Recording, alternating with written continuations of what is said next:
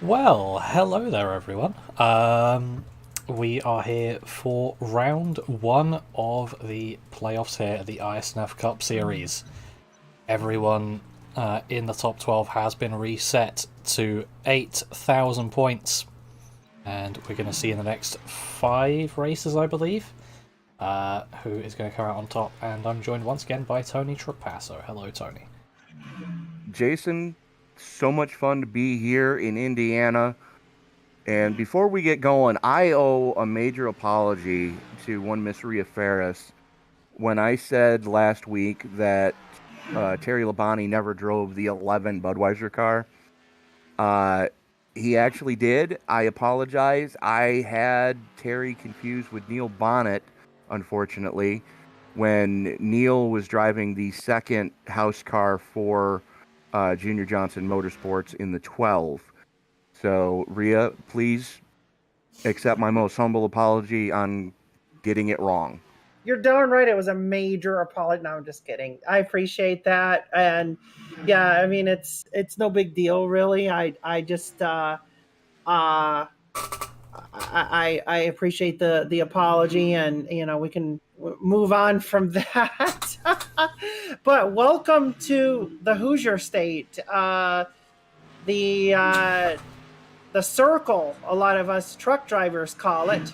When you're doing a bear report on the CB, you look good back to the circle. I think that they're referring to either the beltway around this town, I-465, or they're referring to the track itself. I've yet to figure that part out. But 465.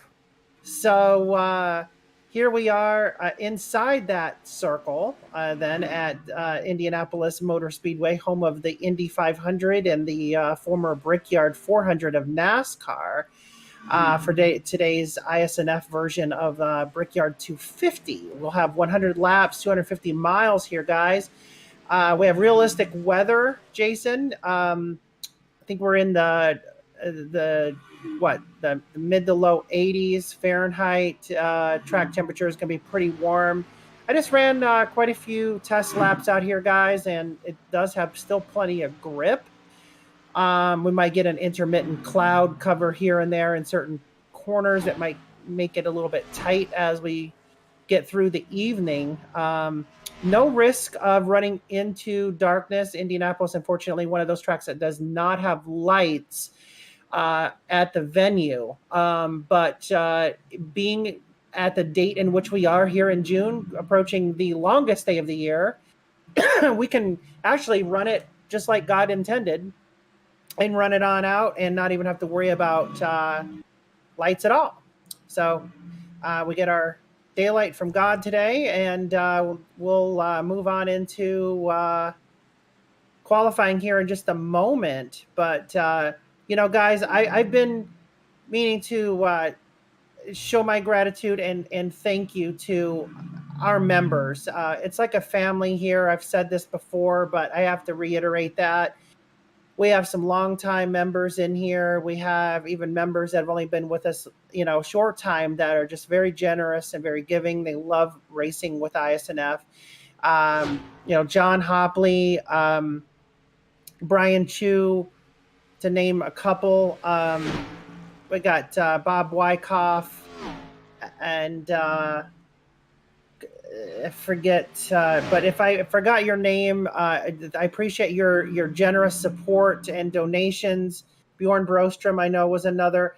I certainly appreciate that. You guys wouldn't be able to broadcast this evening if it wasn't for that. We are looking for sponsorship, especially going into next season with the next gen car. So if you have a small business and looking for a tax write-off and getting to get some advertisement for cheap, definitely, write to me on, Facebook or through iRacing, whatever, and we'll get you hooked up with a great advertisement program with you guys at SRM and ESBN. So, guys, I'm going to head on over to qualifying. If there's nothing else, I'll let you guys go. But Good luck, thanks for Rhea. letting me kind of, open that up a little bit, and thanks again for what you guys do as well. We definitely appreciate it here at ISNF for the quality that you guys put on each and every Sunday for us. Good luck in the booth, and we'll hopefully get a post-race interview with you guys later. Good luck, Rhea. Thank you. Yeah, good luck on track. Thank you. Qualifying underway, Jason, as Isaac Wilson looks like the first one to roll it. Get that number 14 Stuart Haas Ford Mustang up to speed. I see Chris Worrell rolling, Mike Iskandar, Derek Cook, Steven Sear all rolling right now. So times are going to be coming in hot and heavy here momentarily. Yeah, they are. I mean, a pretty long lap here, so they've got to... Well, they've got to all move it to get their 2 laps in, really. You can't... You can't don't be have time to sitting around dawdle in the tonight. pits. Yeah. Yeah, you definitely don't have time to dawdle. As we're already a minute and a half into the 5-minute qualifying session. Yeah, I'd say you've only got about a minute and a half leeway here, so anyone who's not out is going to struggle to get their 2 laps in. So I'd say Brian Treadwell, Robert Rowe, Tommy Stanley, and Charles Roberson at the moment going to be struggling to get those 2 laps. We're going to see a Unfortunately first for lap Tommy coming from Stanley, he just had a throughput. now. Oh, well, he'll definitely be struggling to get laps then if he's Yes. not in the server. As Isaac Wilson in the 14 jumps up to pole and is immediately bumped off by Chris Worrell in the 20. Gene Duda goes second quick so far. A little bit of note tonight. Emily Urias in the 99. First day that young lady is running with VR. Oh. So, of all the places to try it, Indy would be one of the last tracks I'd want to try that out on. I have to say, when I first got VR, I tried it on a road course and I tried it on an oval. Really does shine through on ovals. You can just tell so much better where the cars are in comparison to having a monitor or 3 in front of you, because you can just go and look. Well, I know the first time I ever tried it, I climbed behind the wheel of one of the cars I absolutely loved to wheel around the simulator, and that, of course, is the 410 non-wing sprint car. As looks like Damian Mulvey had problems on both his flying laps. Speaking of, Linus Brostrom having a problem on this flying lap and hitting the wall on the exit of 3 and smashing into the inside wall at 4 as well, and that's going to be his qualifying over. He'll have to, I say, settle for second place. Still a very good showing, but may have had a pole lap there, and unfortunately that's not going to happen. Ooh, Skylar Carnes, though. He's going to have a pole lap. Yes, he is. Blisters wanted a 51.56. Yeah, pretty tight up at the top. In fact, pretty tight through the entire field, which is what we love to see.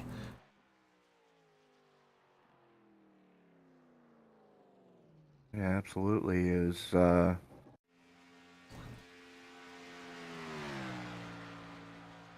I think Brian Treadwell just about going to get this lap finished. Maybe.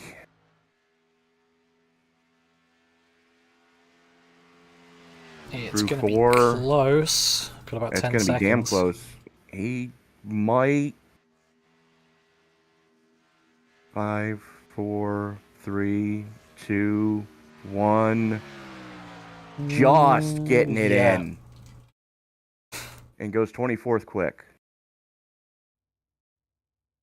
Yeah, and then speaking of, let's take a quick look at our grid. So we've got Skylar Carnes on the pole position with Chris Worrell lining up alongside him. Row 2 is going to be Linus Brostrom and Brian Chu having a very good showing in qualifying. Marcus Hagman in 5th and Charles Roberson in 6th. Jalen Battle and Jeff Weimer going to be on row 4. And Isaac Wilson and Eugene Thorne rounding out your top 10. Adam Duff and Steven Sear rolling off in row number 6. Row 7 is going to go to Gene Duda and Derek Cook.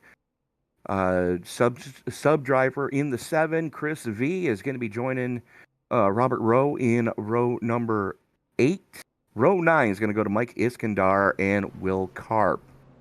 John Hopley and Joey Maines rounding out row 10. Row 11 is going to see Emily Urias and Eric Davis.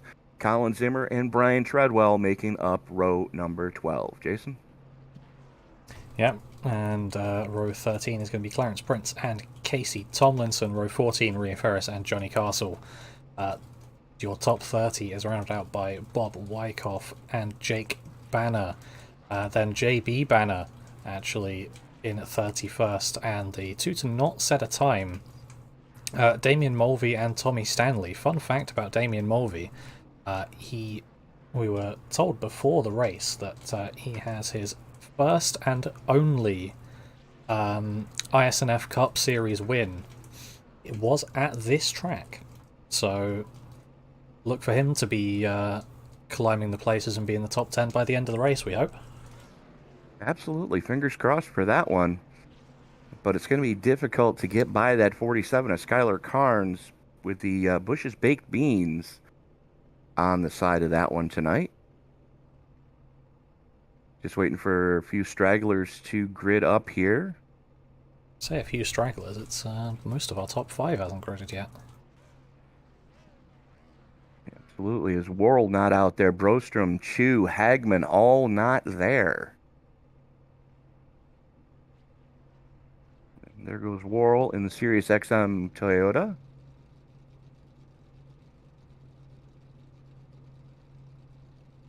Waiting on Brostrom, Chu, and Hagman, and we can get this piece going. Yeah, I think that...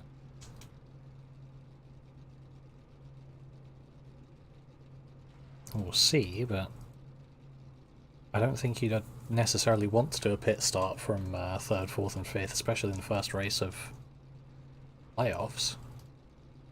Not the best choice.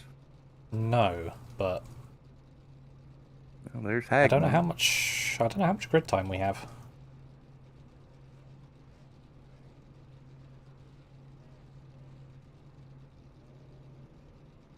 Good question. Well, doesn't matter because I'm pretty sure they're all in. They are now. And we will be getting going. There we go.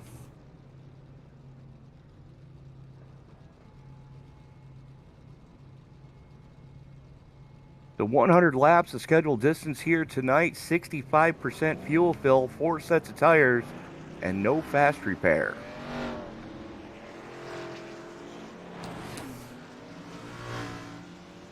As the field starts to roll behind the Mustang GT 500 pace car, the official pace car of iRacing.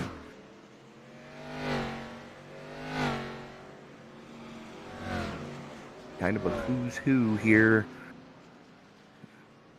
in round number 1 of the playoffs here for the iSNF Sunday Night Fever Cup Series. Coach Basso, Jason Sauford up in the booth with you tonight for this one. Thank you all so much for making us a part of your Sunday evening.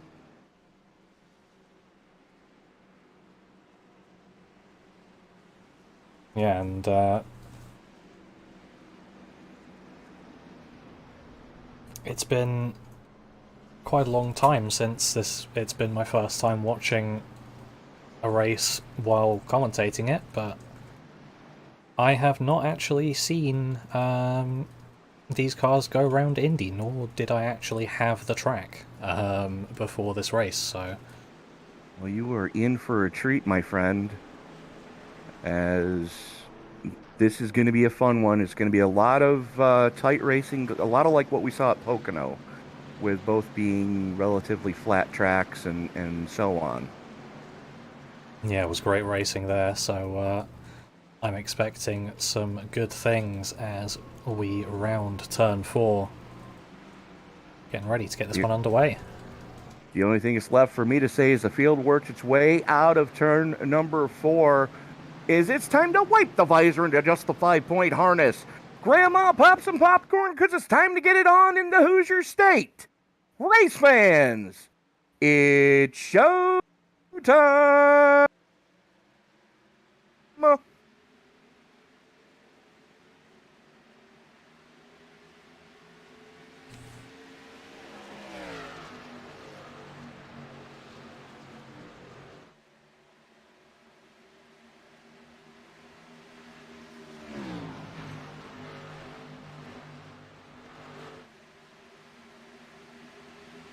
Gone through turns 1 and 2, but you still cannot separate our top two here.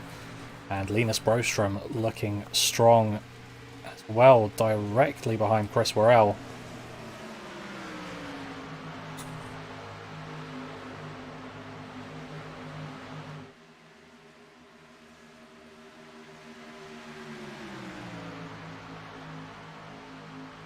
Yeah, absolutely. There's a lot of side-by-side action going on right now, as that's Worrell on the low side, going to wrestle the lead away as Brostrom bump drafting with Skylar Carnes down the front chute. First lap is going to be led by Worrell, but Carnes with an awesome head of steam going into 1. Brostrom looks to the inside through the short chute in 1 and 2. Carnes with a good head of steam. Brostrom all over Worrell. Hagman right there. Jalen Battle looking as well. New paint scheme tonight for Battle as he's working the inside of his teammate Marcus Hagman. Down the back straightaway they come as Battle for second, hot and heavy, as Linus Brostrom just bombs it going into 3 on Worrell. Hagman and Battle, though, still side by side, as that is an angry pack of Hornets behind them. Yeah, absolutely. From what we've seen so far, it just looks like we're going to see position change after position change, as lots of room to dive down to the inside lane has shown lovely by Charles Roberson, up at, pretty sure up at least 2 spots on the start-finish stretch there, and now trying to look down the inside of Jalen Battle through 2. Field's starting to get a little bit single-filed out now, as you'd expect to see here a couple laps into this piece. Everybody kind of settling in as Battle for the lead. Linus Brostrom sends it, going into 3 on Skylar Carnes. I think we're going to see these two just swapping positions for the whole race. Safe bet. You know, Carnes back with the series here in the playoffs after qualifying handily earlier in the season. Worrell under pressure right now from Hagman for third. Hagman right now just trying to get the feel, make sure that he's going to be happy with how this car is going to handle for all 100 laps here tonight at the Brickyard. Yeah, looking a bit further back, Mike Iskandar's in the pits currently, so he's making an early stop. Not exactly sure what for, maybe some damage repairs that's shown that he has gone off the track, so yes, he's going to unfortunately be on the back foot. And looking as well, Tommy Stanley already up 12 positions, so good bet in the chat, Kobe, because at this rate he's going to be up at the front in no time.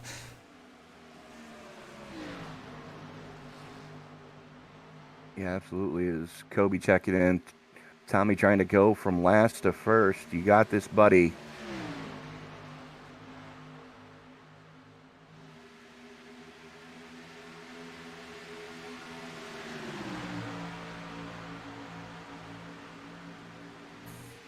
As they continue to just crank off laps here at the Brickyard. A little bit of battling going on in the mid-pack right now, Jason. Yeah, there is a bit. We got massive group Redwell of and cars just Rowe going after each other. Yeah, pretty much everyone side by side with each other around 20th as well. Just then. There's, yeah, nice little battle forming around Emily Urias as well. Got Treadwell just behind. .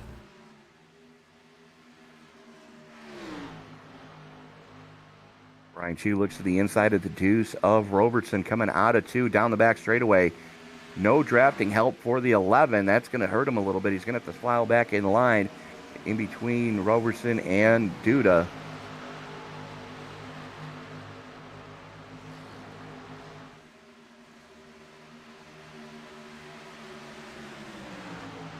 Oh, looks like Treadwell going through the grass.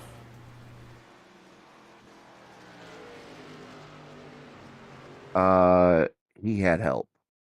Yep.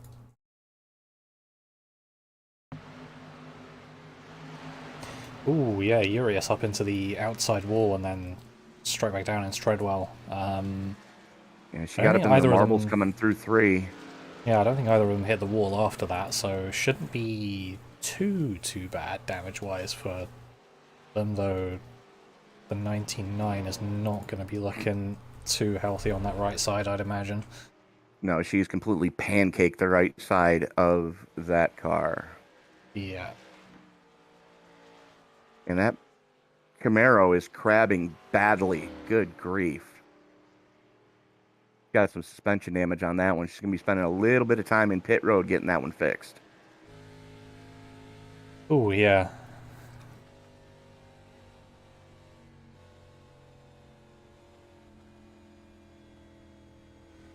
I mean, with the way these cars are set up, sometimes you're supposed to be turning right on the straights, not left. You're not wrong.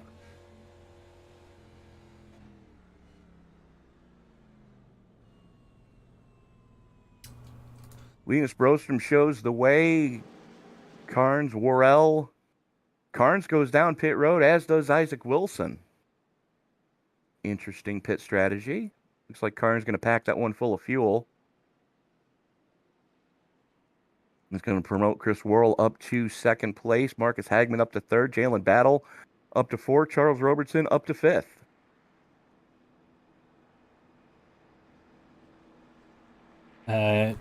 Yeah, differing strategies. Just gonna see how these ones play out. I mean, Carnes is only going to be down in, what, 13th, so not all that far away from the front, as, yeah, it's just going to be chucking fuel in that. So maybe thinking that the tyres can go longer than however many, what have they got? They got 4 extra sets? 4 total. Okay. Maybe thinking So that the tyres can go they longer qualified than on 25. is the set they had to start the race on. Yeah. But at only 65% fuel fill tonight, you're going to run out of fuel before you run out of tire.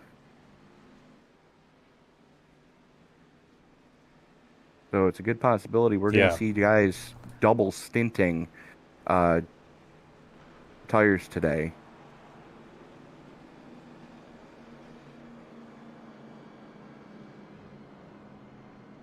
Though, with these flat corners, it's not necessarily the worst place to be fuel saving.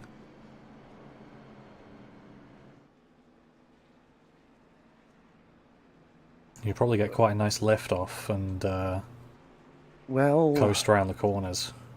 You do it right. Not really. No? Because you really have to... They found this out when they first started bringing the Cup cars here in the mid-90s. You really have to send it into the corner, have a lot of rear brake bias dialed into it to get the car to initiate the rotation, and then get right back on the trigger. Oh, well, it was a good idea. I mean, you look at the place and, oh, yeah, no, it's not a difficult place to get around, but it's a little more difficult than most people give it credit as being. As the lights do go out on the pace car, Brostrom, Worrell, Hagman, Battle, Robertson, Chu, Duda, Weimer, Thorne, and Sear round out your top 10. Biggest mover right now is Tommy Stanley in that 10, as he is up 22 spots from where he started. Damian Mulvey in the 51 is up 20 from where he started. Yeah, not pitting definitely helping them out, but It doesn't take away from the work they were doing. I saw before the caution they were up at least 10 each, so Right. doing some great work there. And something you might not have noticed yet, Brian, or Jason, there's actually a golf course inside the speedway. Yeah, no, I saw. There are 3 holes that you play inside the speedway. Definitely be an interesting one to play, but never mind that, we've got some racing to watch. Absolutely. As the field works its way out of turn number 4, Brostrom has the button as the pace car gets ready to make that hard left turn onto pit road. There it goes, and here we go to put lap 9 in the books here tonight from Indianapolis. Green flag comes out. Brostrom pulls the trigger. Worrell gets an even better start on the top side. And that is an angry jumble of cars right there in the top 5.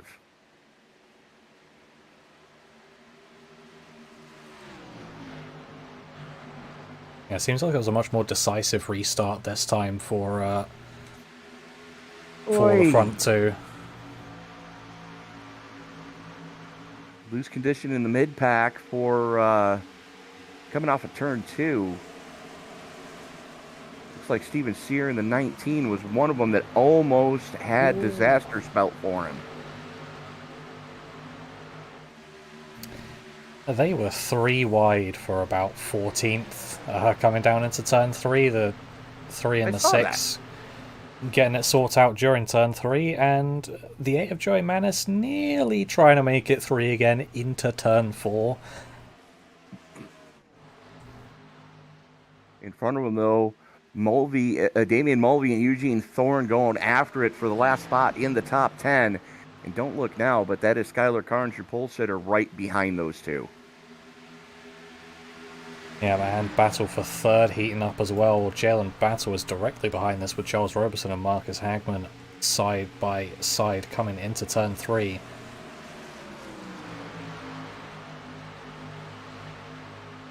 He's going to make that work. Not quite decided. Hagman trying to send it up the inside.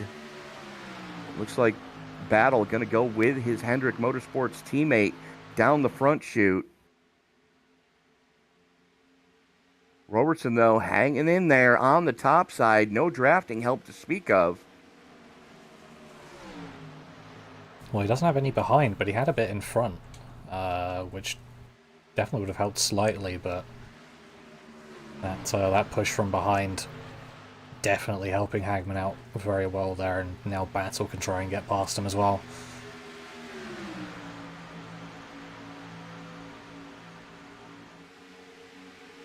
Absolutely, is Brian Chu trying to make a move on Tommy Stanley right now on the top side.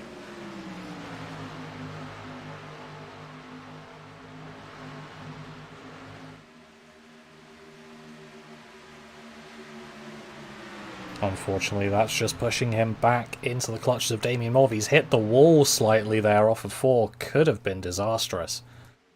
But keeping that a bit wiggly down the straight as well.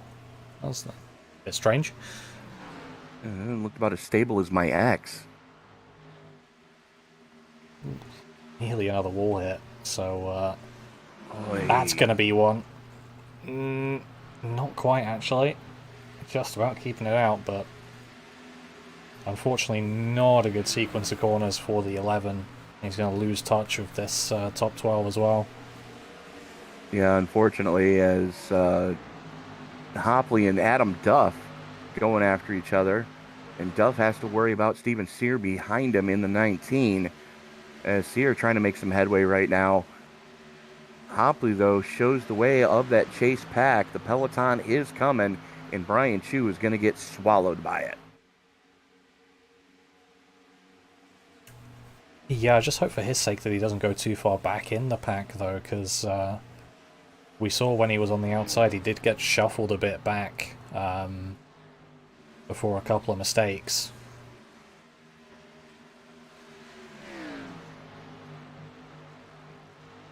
So Front I of the hope for his speeds seem sake to that... calm down just a little bit. And just as I say that, Skylar Carnes looks to the inside of Eugene Thorne to get back into the top 10. A little bit different pit strategy for the 47. Thorne going to give him plenty of room, plenty of respect. Coming through turns 3 into turn 4 they go. And Carnes able to wrestle the top 10th spot away from Thorne. Yeah, the battle for the lead of the second group, hot and heavy, as well as they are now 3 wide. They were 3 wide. Not quite anymore, though, as John Hopley managing to stay in the lead of this second Not for pack. long. Hopley just ate definitely the not. and ate the wall. We're back under yellow.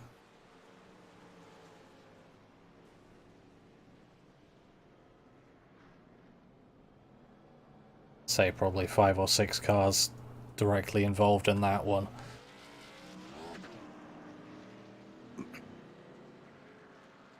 Yeah, that started when Hopley caught the grass going into 1. And it just shot him up the racetrack. Yeah, so on the camera, this is the lead pack going through. Bang into the wall.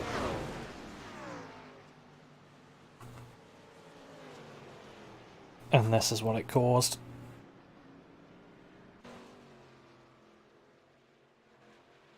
So, talking pit strategy. I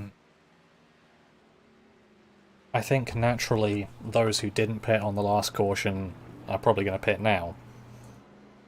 Safe bet. Actually, it wouldn't surprise me if we saw everybody pit this time. I was going to say, if you were... At least for fuel. If you were Skylar Carnes, you'd probably be pitting for fuel again now as well. Might just as well. Because you know everyone in front of you is going to pit, so... There's no point not.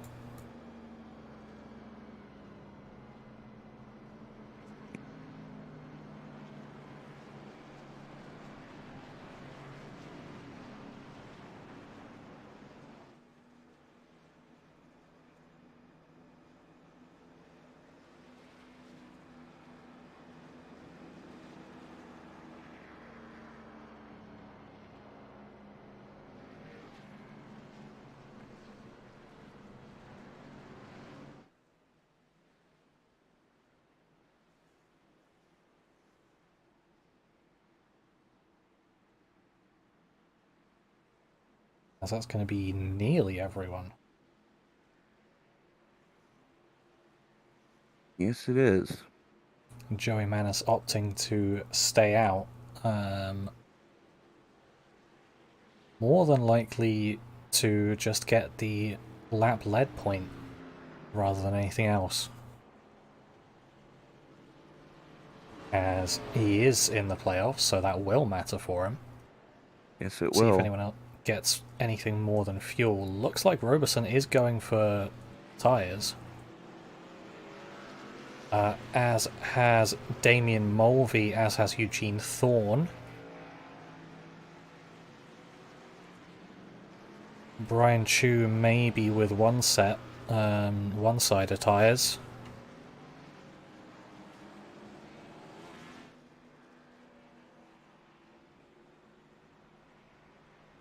And then people who are still in the pits doing a bit of damage repair. So actually a few more cars involved in that than I thought. Yeah, that caught quite a few drivers out to lunch. Hmm.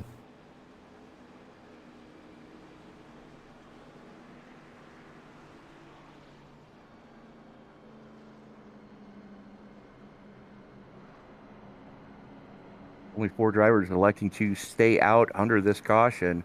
Joey Maines, Rhea Ferris, JB Banner, and Colin Zimmer. Everybody else going down pit road.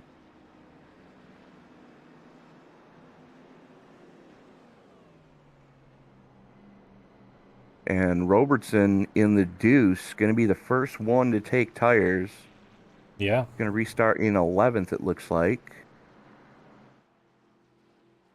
Damien Mulvey took 4.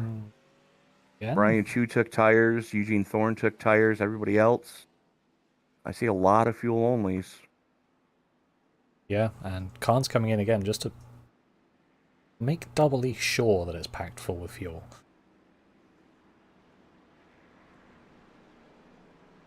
No, I can't say I blame him, because if we do get a long green flag run, he's going to be able to stay out a lap or two more than anybody else. Yeah, and if you can keep yourself out of other people's wrecks, then it doesn't really matter if you're down in 24th, 25th at this point in time. Because you've still got over 80 laps to go, you can get yourself back up. You are correct.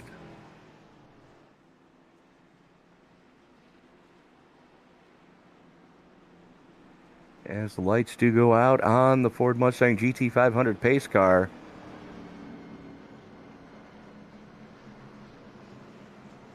Maine's going to have the button. Ferris, Banner, Zimmer, Brostrom, Worrell, Hagman, Battle, Weimer, and Robertson rounding out your top 10.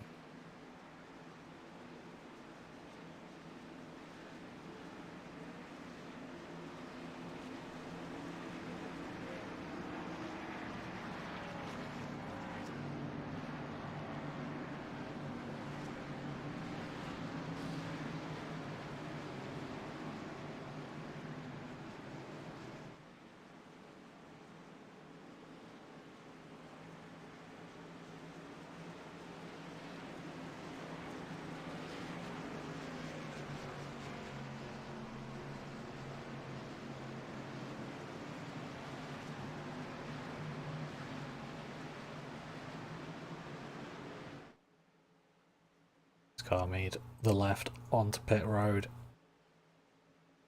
Green flag is in the air and it is waving. We are back underway once again.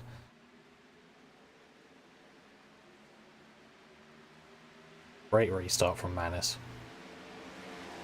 Very good restart. Ferris under pressure now from JB Banner as he's working the inside. Here comes here comes Brostrom to the inside. Hagman looking to follow him through. Ferris caught on that outside lane, not doing her any favors right now. And we're back under caution. Yep. Oh, that is a lot of cars. A lot of cars. Boy. To be honest, with how they were in the mid-pack, could have seen that one coming.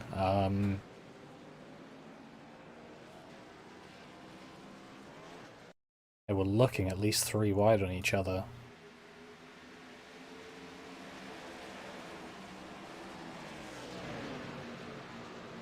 It looks like that started with the 53.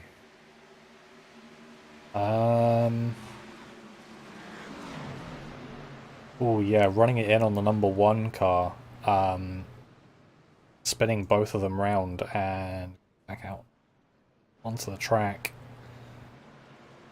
Just creating a whole melee of cars. But just running it a bit too deep on Casey Tomlinson and unfortunately spinning both of them out. Well, what it looked like happened, the one and the 23 got together. 53, yeah. Or 1 and 53, or sorry, 23 and... The 1 and the 53. The 23 and the 1 got together. The 1 goes down into the 53, and the 53 just stacks them up behind them like cordwood. Yeah. I want to see that from Skylar Carnes, actually. Did he, see if he got involved in that one? Whether he got it stopped in time.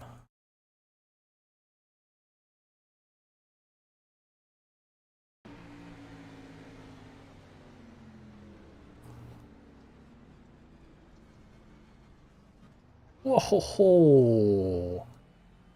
Like parting of the seas. I mean, the 7 coming down directly in front of him, but managing to get it stopped just in time, so not going to be any damage on that 47. Great news for him.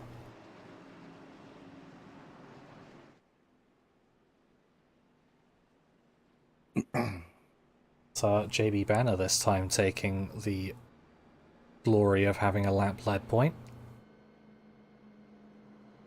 Those extra 5 bonus points could come in very, very handy towards the end of this playoff.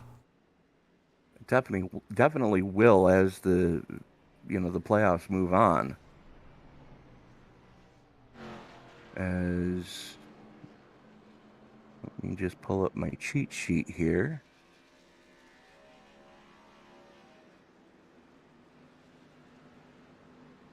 As this is round 1 of the iSNF Sunday Night Fever Cup Series. From Indy, 250 miles, the scheduled distance here tonight. Then we will go to the house that Penske built next week as we go to Brooklyn, Michigan, and the Michigan International Speedway. And then we come to my stomping grounds on the 19th, Father's Day weekend, as we come to the Glen. Then we go to the Lone Star State in Texas and round out the season on July 3rd at Homestead, Miami. Yeah, an interesting variety of tracks, and good to see a road course in there, but I feel like that's going to be very, very crucial race.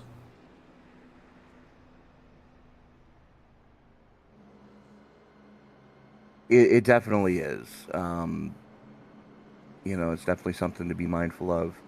That that track they've changed. They have changed just so much.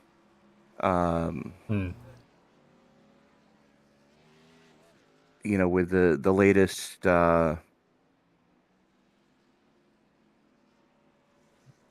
the latest aero model, they've kind of taken the bubble away from the Cup cars.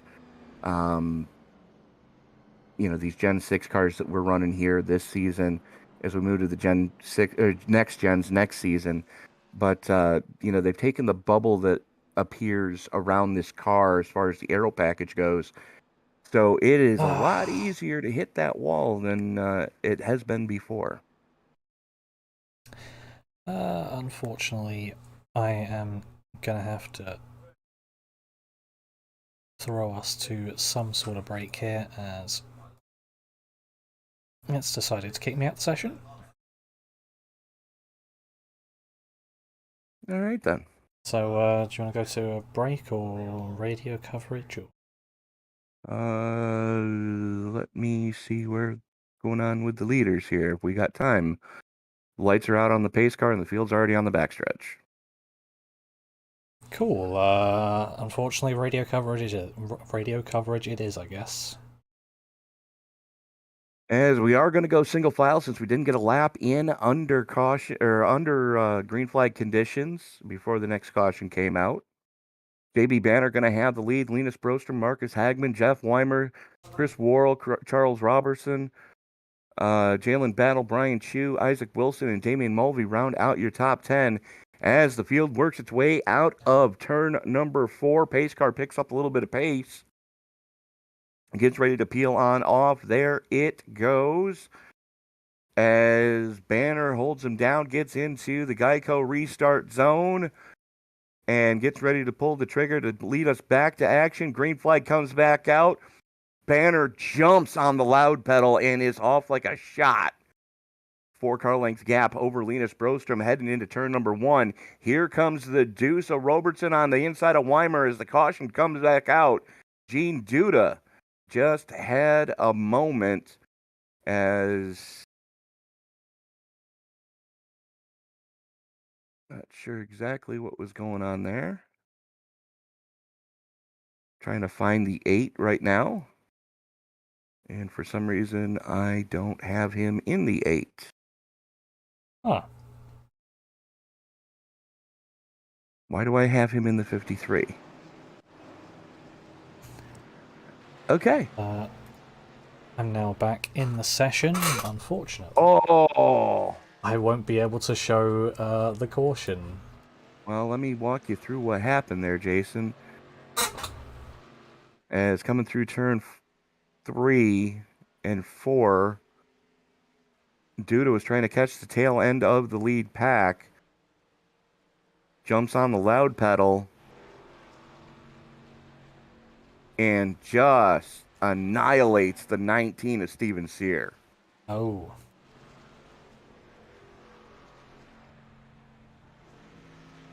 I have a feeling the 19's not going to be too happy about that one. Nobody's too happy about that one right now. Yeah, you don't say.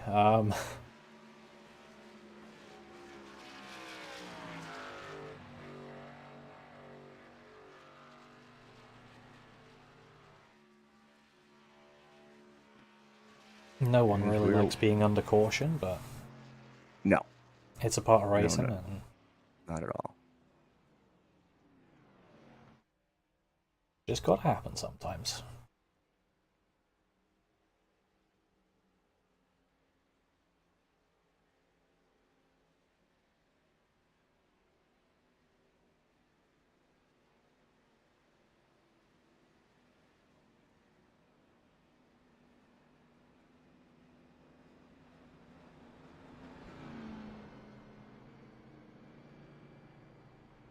I wonder if iRacing is ever going to scan the dirt track that's inside turn number 3 here. I don't see why they wouldn't.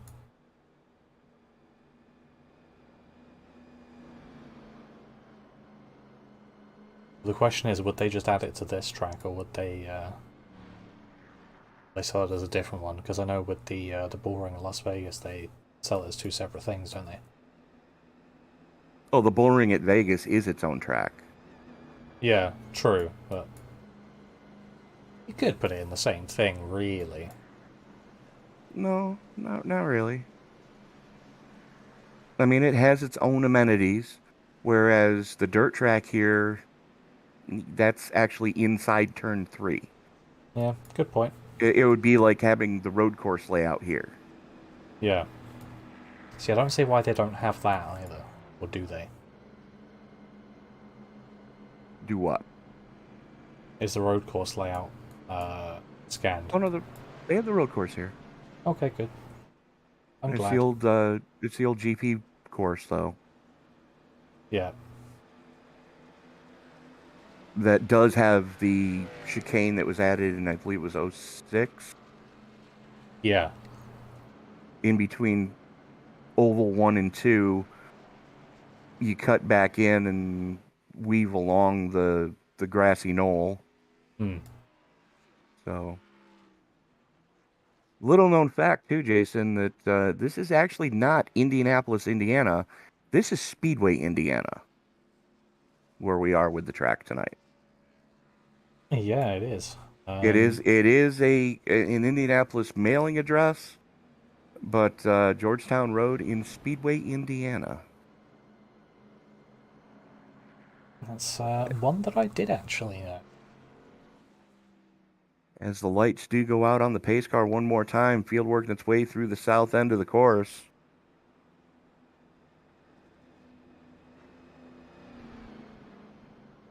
JB Banner in control. Banner was last down pit road on lap 7, so I would expect to see him have to pit here within the next 5 to 6 laps, I would say, being as it's only 65% fuel fill here tonight. Yeah, whichever way you look at it, pretty soon.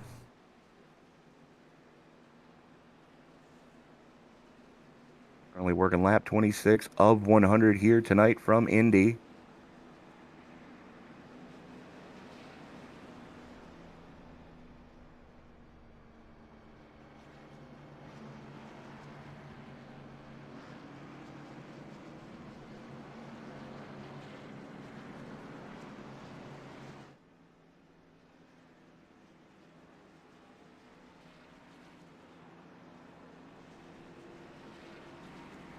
Oh.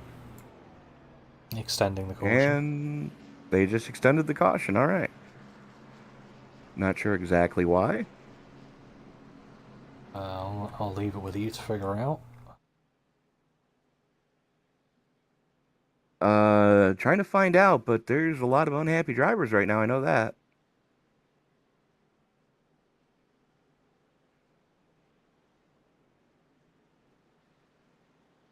Because there's no one that necessarily needs to catch up. Actually, Gene Duda's only just got back to the pack. All right, then. And it looks to me like Emily Urias is no longer in this race. She had to reset everything. Assuming a VR issue? Yeah, she was in the session. She had to reboot, and whether or not she's going to come back out on track, that's a different story. Yeah, there can be some teething problems with VR, but once it gets going and once you got it all sorted out, it's very good. As we get ready to rack 'em, stack 'em, and fire it again for a single file restart.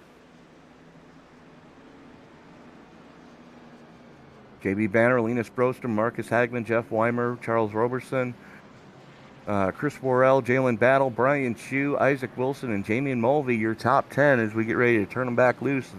The field working its way through the north end of the track right now. Banner has the button. Out of turn number 4 they come. Pace car picks up the pace ever so slightly.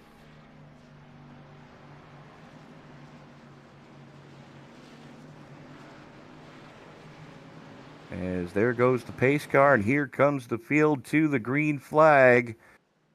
And Banner holds him down, pulls the trigger, and we are underway. Okay, something's already happening at the back. Of course it is. Why wouldn't it?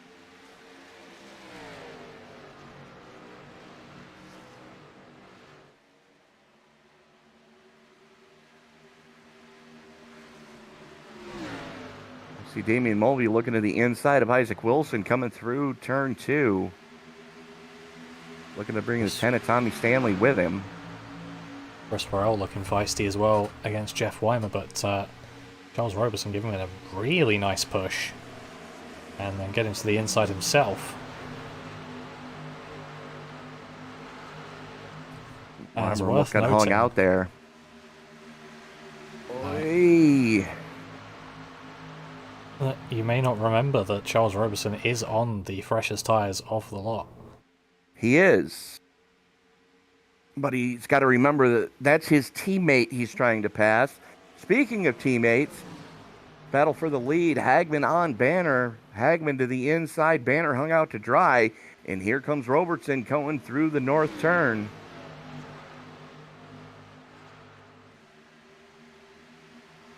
Sorry, south turn. I'll get it right, I promise. That's the south turn? Let me double check my map again. I believe that was the south turn. On the north side of the track.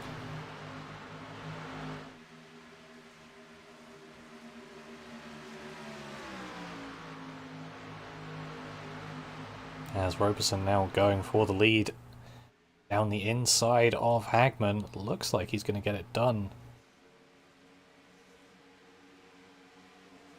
Through the turn. Very close there between the 2 and the 5. He's going to let Brostrom have a look. Maybe. Not quite going to happen.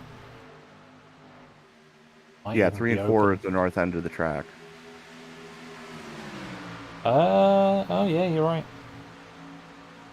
I was looking at it the wrong way around.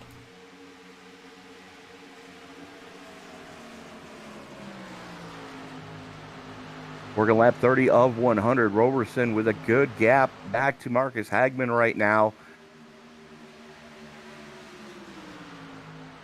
As the fight Ooh, is... hard into the wall for the 16. Baby, hang on to her. He's not done yet. He is now just about hung on to it, and luckily not getting into anyone else, but that was very close, and that was not close. Oh. Oh! 53 just not stopping. And then stopping instantly, I think.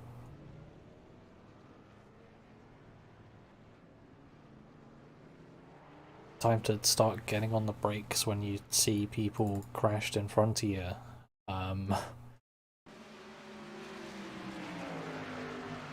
As this caused this. Looks like it started with the 23 of Thorn. Yeah, it's even going down the straight. Oh! Just directly into the 37, in a straight line. Track basically blocked. Oi! Well, they got into it coming down the front chute, Yeah. and that's what got them started with that whole melee.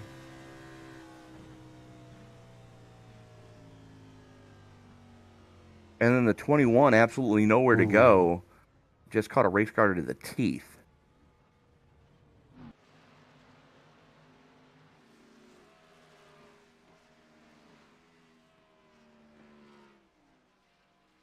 I'll say with the Oh, there's- 53, that wasn't entirely his fault, but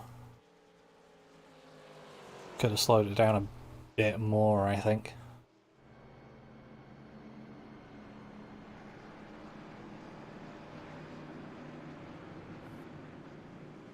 But either way, He never even hit the brakes.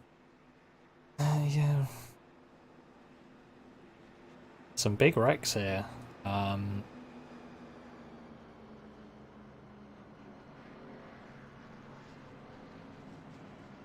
right, then. What do you say we step away and pay a couple bills? Yeah, sure, can do. Back in a couple minutes.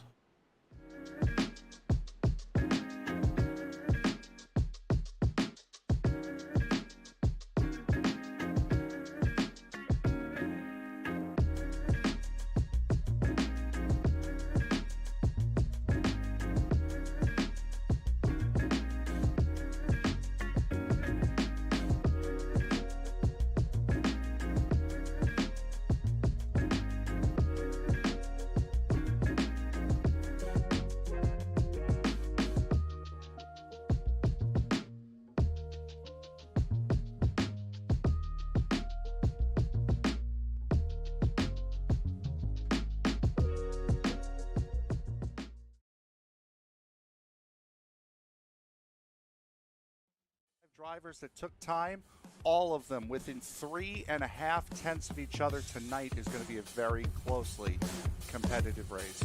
As the field works its way out of the 3-4 complex, the only thing that's left to say is wipe the visor, adjust the 5-point safety harness, because race fans, it's showtime!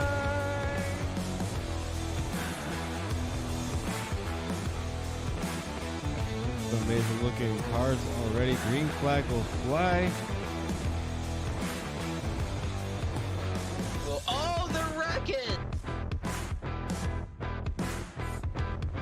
Well, one thing that you're going to see at this track that we haven't seen the last few weeks is a surface that's multi-group. I think this is the first multi-group surface we're going to have. After an amazing race at Daytona, we now come to the left coast and Auto Club Speedway in Fontana, California for the second round of the Way She Goes Racing League Cup Series.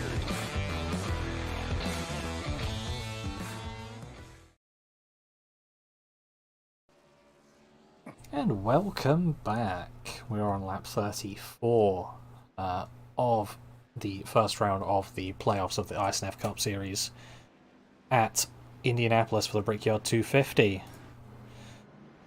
As lights are out on the pace car. Lights are out on the pace car as the field works its way through the south end of the track. Jason, I know that this is one of your first times coming here to the Brickyard. And just to give you an idea how big this facility is, you've seen the facility at Wimbledon, right? Sure. I mean, just all the courts on that campus. Yeah. You could fit Vatican City, the Roman Colosseum, all of the Wimbledon campus, the Rose Bowl, the Kentucky Derby track, and Yankee Stadium with room to spare inside this facility. Yeah. Quite big. And still be able to use the golf course on the backstretch. I'm going for understatement of the year again. Oh, good grief. Linus Brostrom going to have the trigger this time as we get ready to turn him loose. Put lap 34 in the books. We did have some takers come down pit road that last time. Pace car is in. Brostrom leads them back to green here.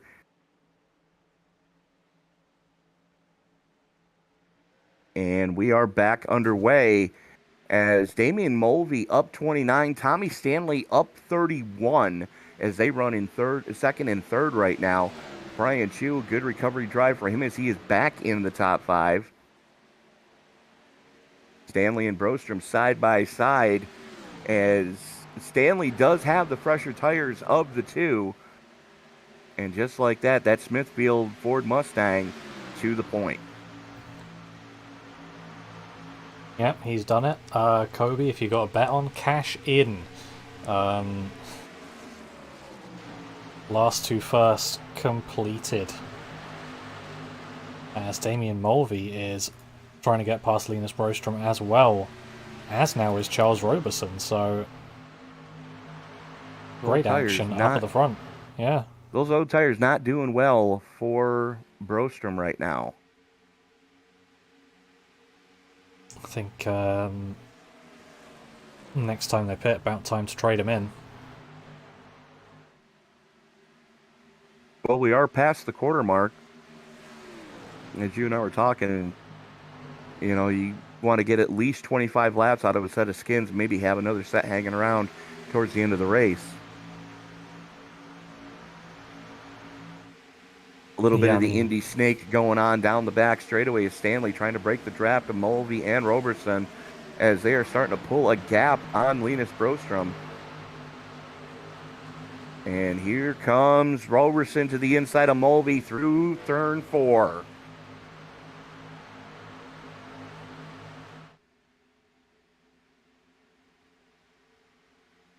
I feel like I'm watching the Indy 500. Seeing that snake. Absolutely. And now the question is, can Brostrom he's trying to, but the question is, can Linus Brostrom or Marcus Hagman repeat what we saw on Memorial Day weekend here at Indy and have a Swede in victory lane? Well, we shall see, but there's two opportunities for them to do it, and they've both definitely got the pace, they've got the positioning, and definitely on Linus's side is tyre strategy as well, because he is going to have a set spare at the end potentially, because he's gone the longest on tyres out of near enough anyone, I think. He and Charles Roberson. Actually, I don't know. Roberson took tires last time under the last caution, not this past one. But he's putting up a fight with Marcus Hagman. He's starting to fade a little bit here as everybody in front of him are on fresher tires. So, yeah, Brostrom not having a good time of it right now, but give a little to take a lot later. Yeah, I think Brostrom now may be the only person who wants to see a caution flag come out. Although, even then, maybe not. Well, it's bound to happen sooner or later. Whoa. As Mulvey giving Robertson all he can handle right now, going into turn number 1, trying to get some clean air to the front end of that Camaro. 2 Fords, 3 Camaros in your top 5 right now. Stanley, Robertson, Mulvey, Hagman, and Battle. Chris Worrell, good recovery drive for him as he is back into the top 10 and already up to 6th. Mulvey throws it to the inside of Robertson going into 3, side by side through the north end of the track. Yeah, and Chris Worrell absolutely sending it through turn 3 as well. He's going to be getting a decent run out as well. So we'll see if he can send it up on Damien Mulvey, but probably going to be in a battle himself with Charles Roberson, so...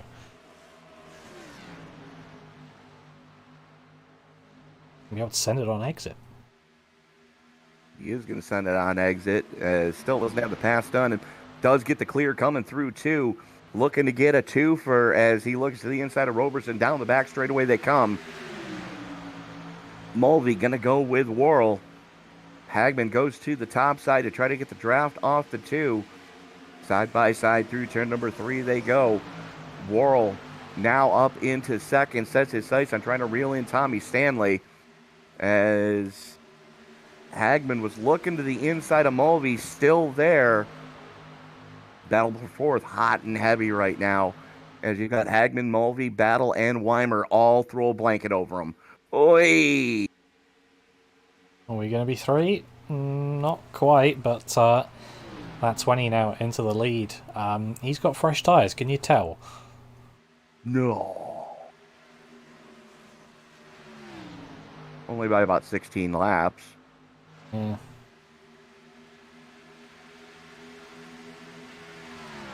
He comes right down to the white line, doing whatever he can to try to break the draft of Tommy Stanley. Into turn number 3 they go. Single filed out for the most part. The biggest battling going on is back just inside the top 10. It says the 14 of Isaac Wilson working on Brostrom, and here comes Skylar Carnes.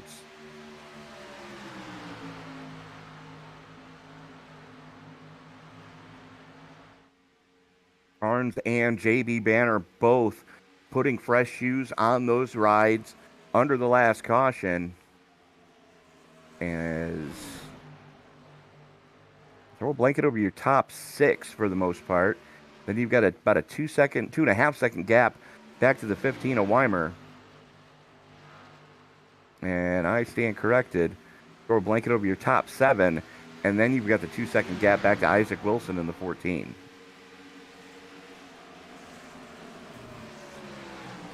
Yeah, some great battles up here in the top 7, and unfortunately Linus Brostrom, as we said, just dropping back, but he's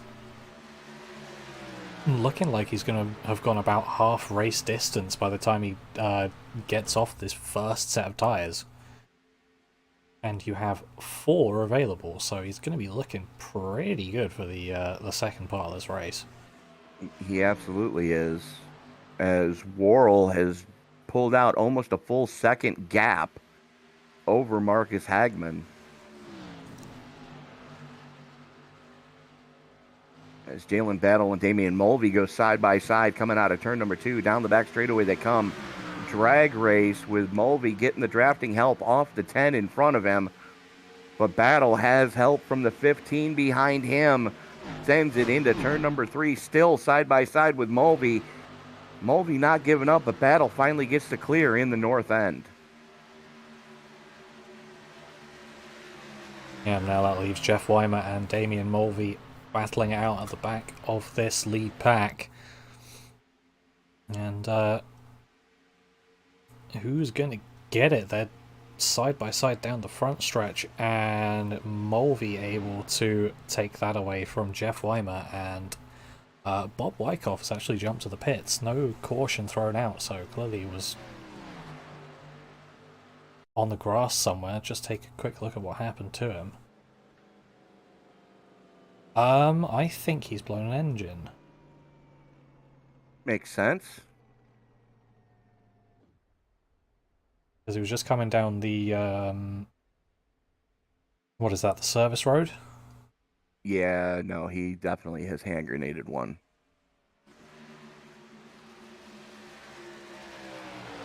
And as we're back, once again, the battle between Mulvey and Tommy Stanley. Hot and heavy. These guys were right by each other on the back row of the grid to start with, and still, for the most part, right by each other up towards the top 5, so great stuff from both of them. Very much so, as Weimer was pushing the daylights out of Mulvey down the front chute. Rest of the field starting to get a little bit strung out. Big battle going on for 16th between Cook and Treadwell. But unfortunately for Brian Treadwell, he's hit just about everything except the pace car here tonight. Or should I say has been hit by everything except the pace car. I think for a decent amount of these guys in the bottom half at the moment, that is true, but for the most part, it's been none of their faults.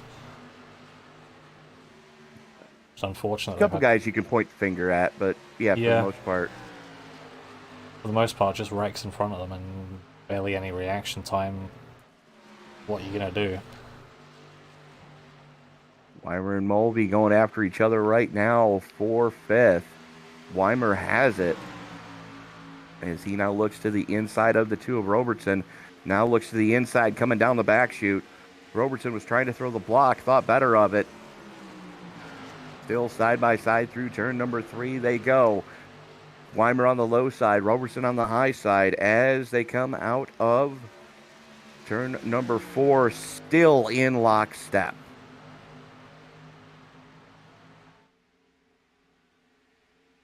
Yep, as Damien Mulvey has actually pulled into the pits for a green flag pit stop, so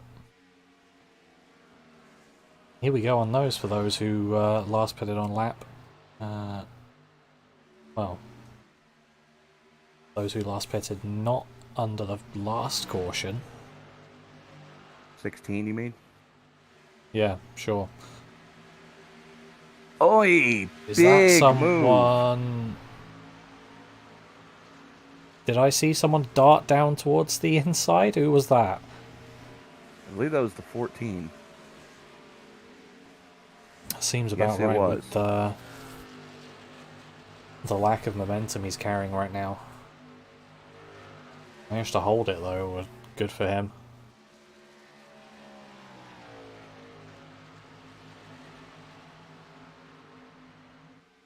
It could have ended a lot more poorly than it did. Yeah, I just want to point out our top 2 here.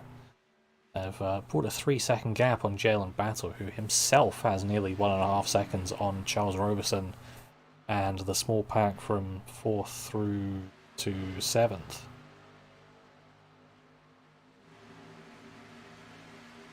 Yeah, very much so. Throw a blanket over Robertson, Weimer, Stanley, and Carnes right now, as Carnes looking to the outside of Stanley, coming down the backstretch. And just sends it going into 3.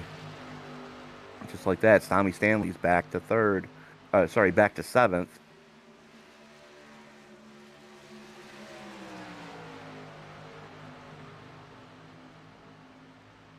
A lot of separation starting to form up throughout the field. Stanley's in as well.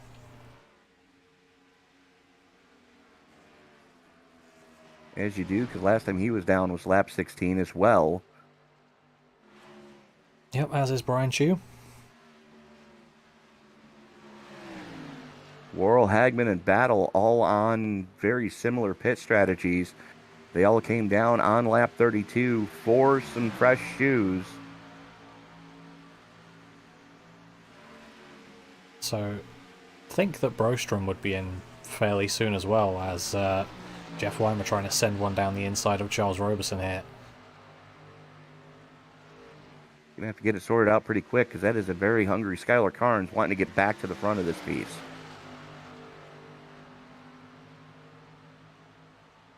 And Carnes going to push Weimer down the front stretch. Brostrom in. And there's our answer, lap 50. So halfway mark before the double deuce of Brostrom comes down pit side. Hugh just coming out of the access road there, out of exit of 2. We are almost 3 wide. Nope, not going to be for very long. about a split second. I think Carnes will do well to try and get to the front of this this 3-car group and then just try and encourage them along, help them along to try and get a bit back up. In fact, they're probably going to have Brian Chewer's help here. Unless They are going to have him. Has the fresh tyres, so he may just speed past. It'll be useful for drafting nonetheless, in the short term anyway.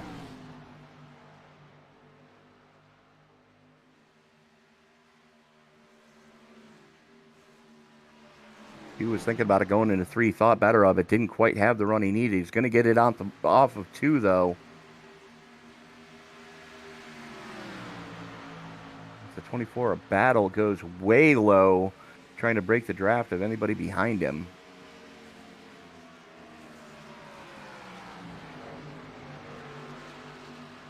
There's Worrell and Hagman, 3.5 seconds to the good over Jalen Battle right now, who runs in 3rd place. Weimer is another almost 2 seconds back in 4th. Skylar Carnes, Charles Roberson right there with him.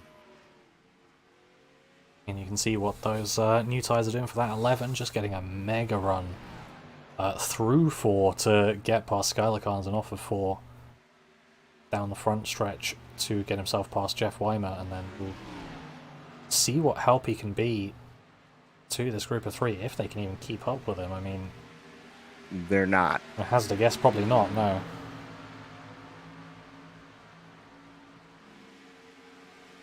Joey Maines coming out of the pits in the 8. I was going to say, almost as if taunting them, another driver with fresh tyres coming out of the pits right into this group.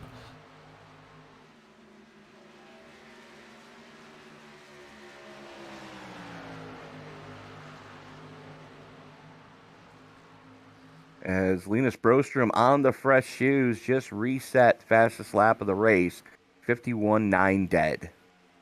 Yep, and Roberson having enough of the taunting, coming into the pits. You've seen enough drivers with the fresh tyres, now he wants them himself, as does Colin Zima.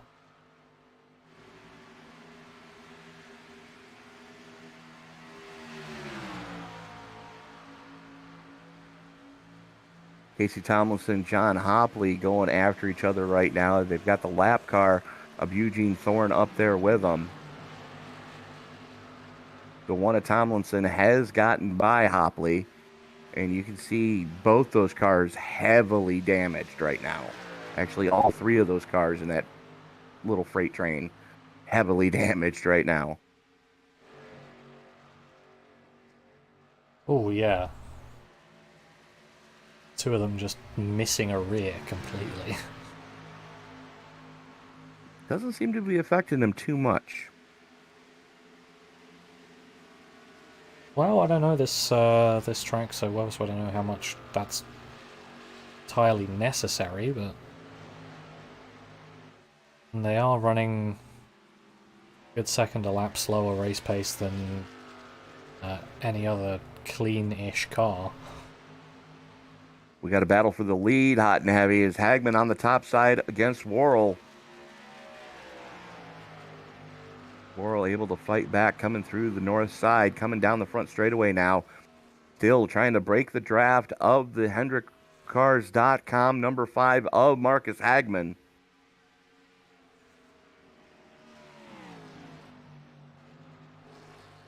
As we have had an awesome points battle coming into tonight, Jason. Yeah, absolutely. There's Battle and Wilson coming into the pits. I mean, it's a great thing about first round in the playoff. The top 12, completely level playing field. And whoever out of these playoff drivers is at the top of this is going to be leading it. And your top 3 at least are all in the playoff. Jeff Weimer didn't make it, but JB Banner did. Rhea Ferris did. Hagman down pit road. Did. Yeah, there you go. Saw exactly what those fresh tires did for the 11 as he gets his lap back the hard way from his teammate. I'm going to have to see if I can do anything to highlight the playoff drivers. Get with Frank this week. Yeah.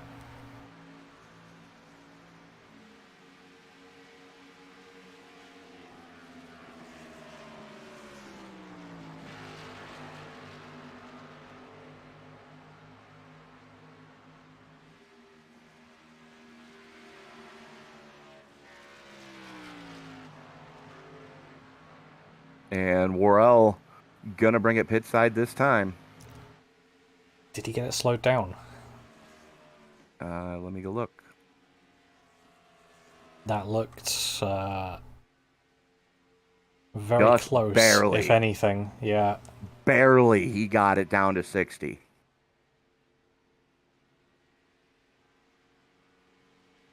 Because I remember from the 500, the not getting it slowed down into pit road, that's not going to help you. Definitely not. As Skylar Carnes inherits the lead back. He's got Jeff Weimer with him, and they have an 11-second gap back to the 48 of JB Banner.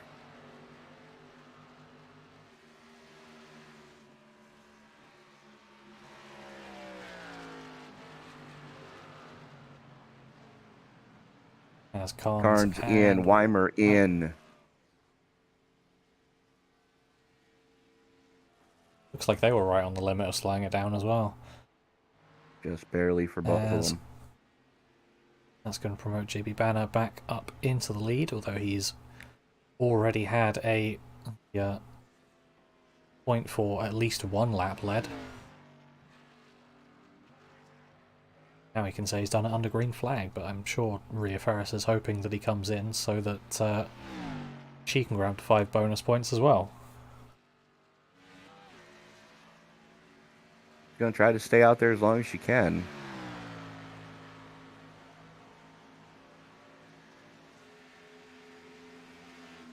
As Brostrom up into third, Hagman back into the top 5, as is Tommy Stanley.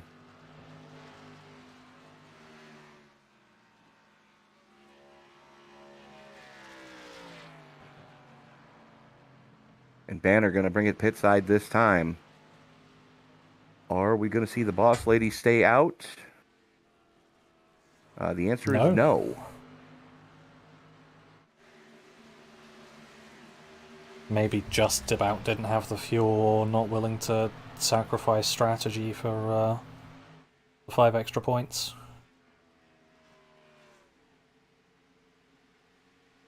That's what it appears to be, as Brostrom, with a good head of steam, now takes over the lead again.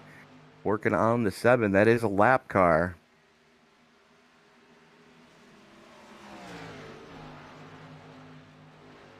Now looking at our top 2, it's looking pretty good for a Swede to be at the front. Wonder where I've seen that before. In the previous 15 races we saw this season. Yeah. And at this track last week. Hark back to that again. Throw a blanket over your top 3, though, as that is Brostrom, Worrell, and Hagman stem to stern right now. Hagman hung out to dry on the low side. Worrell jumps down in front of him. Looks to the inside of Hagman, and just like that, Worrell back to the point.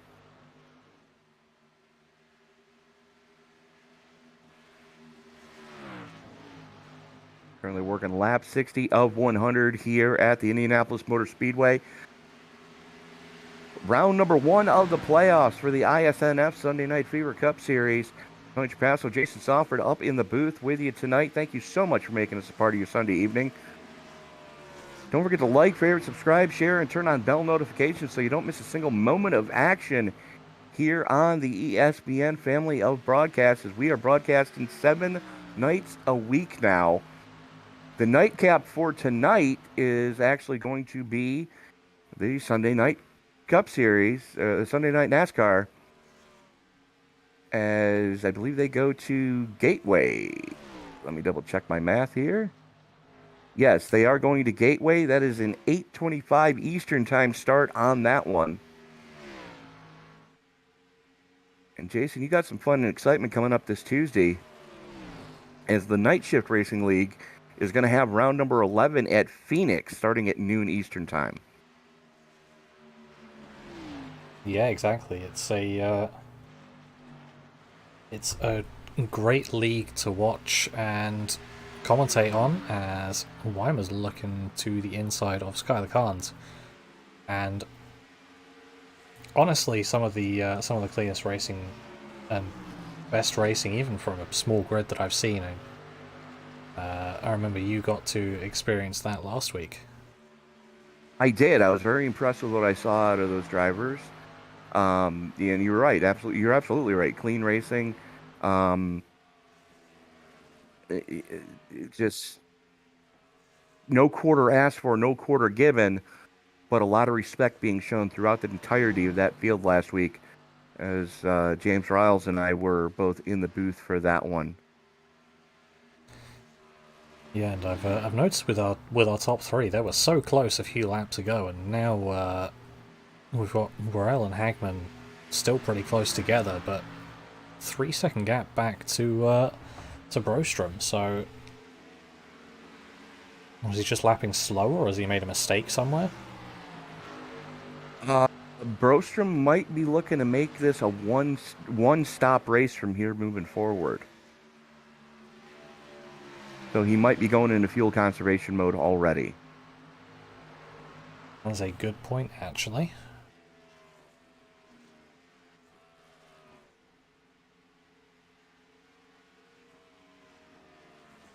I'm still watching this battle for sixth, though, between Carnes and Weimer, as those guys have just been after each other like two kids in the backseat of a station wagon on a summer vacation.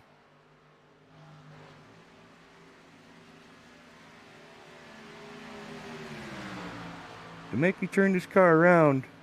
Who are you kidding, Dad? You want to go to Dollywood just as much as we do? Well, they've got an 8-second gap ahead of them, so might as well battle it out, because with all the teamwork in the world, that's pretty ambitious to try and close up. There's a good battle going on behind them as well. Battle for 8th between Brian Chu and Joey Maines, as Chu has gotten back by Maines.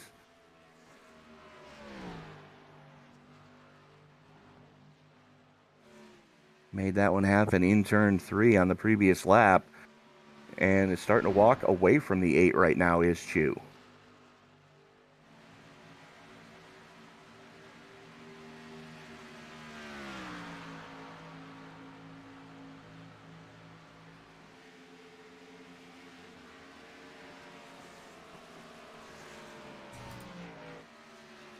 Back to Carnes v Weimer. This is the closest lead lap battle on track. In fact, Brian Treadwell and Derek Cook, who are both just about a lap down, going side by side. As caution comes out, what for? Jake Banner.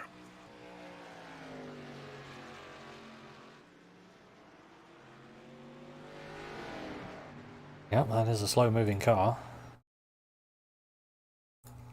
Oh, that's not the button I want to press.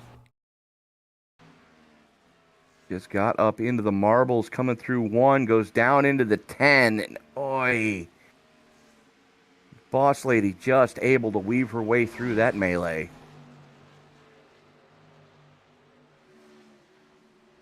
Ouch.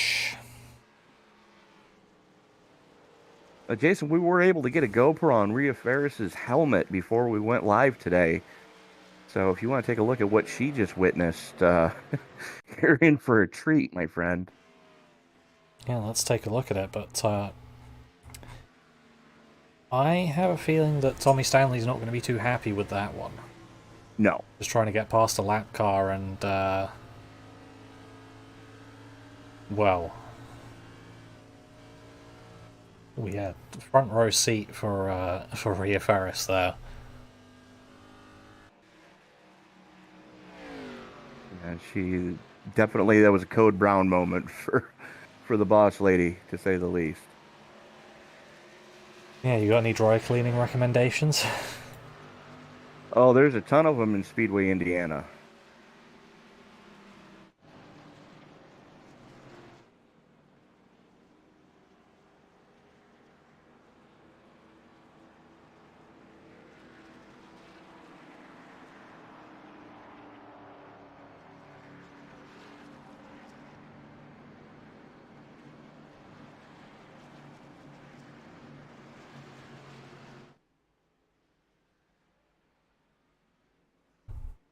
Closest one to the track, though, is going to be Cash Cleaners.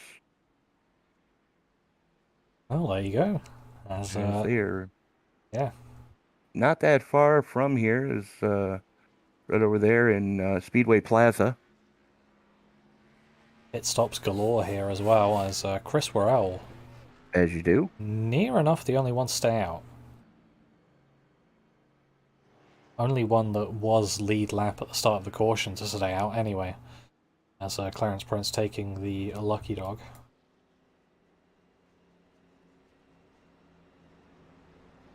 We was seeing 10 laps ago. Yeah. Hagman wins the battle off pit road. Fuel only stop for him. Fuel only stop for Jalen Battles, Kyler Carnes, and Jeff Weimer. Linus Brostrom took tires. You had that one scouted perfectly, sir. Yeah, definitely.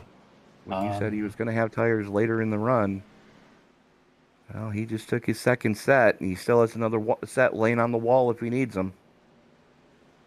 Well, I'm sure if we get a caution around lap 80 or so, then he'll probably be in taking them again, because we've seen how good the tyres can be. You can cut your way through this field like you're a hot knife in butter, and then just run away. That's the ideal. And I've been looking around this track on Google Maps, and there are some pretty nice houses for race fans that are within walking distance. There are at that, and a lot of them rent out as Airbnbs for the big race weekends here. Yeah. If there was one place to live, I think that's high up on the list.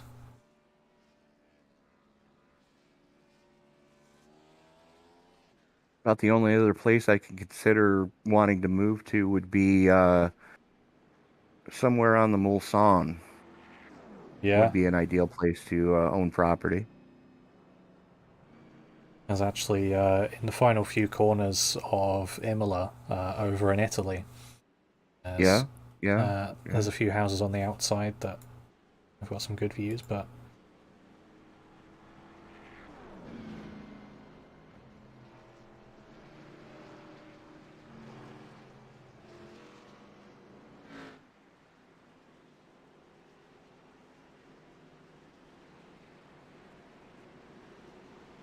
So Chris Worrell, Marcus Hagman, Jalen Battle, Skylar Carnes, Jeff Weimer, Linus Brostrom, JB Banner, Brian Chu, Joey Mays, and Colin Zimmer round out your top 10 as the lights are out on the Ford Mustang GT500 pace car, the official pace car of iRacing.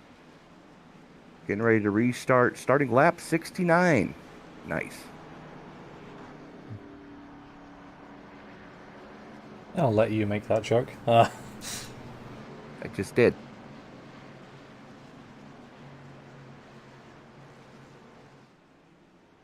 So Worrell going to have the button as the field works its way through turn number 4.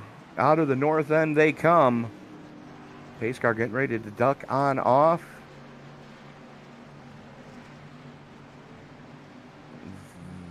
There it goes, and here we go. Jason, it's time for good news, bad news. Good news is you can't make it from here. Bad news is you can't make it from here. As Worrell drops the hammer, we are back underway. Jalen Battle pushing the daylights out of him as they haul it off into turn number 1. Skylar Carnes gets stacked up just a little bit behind Marcus Hagman.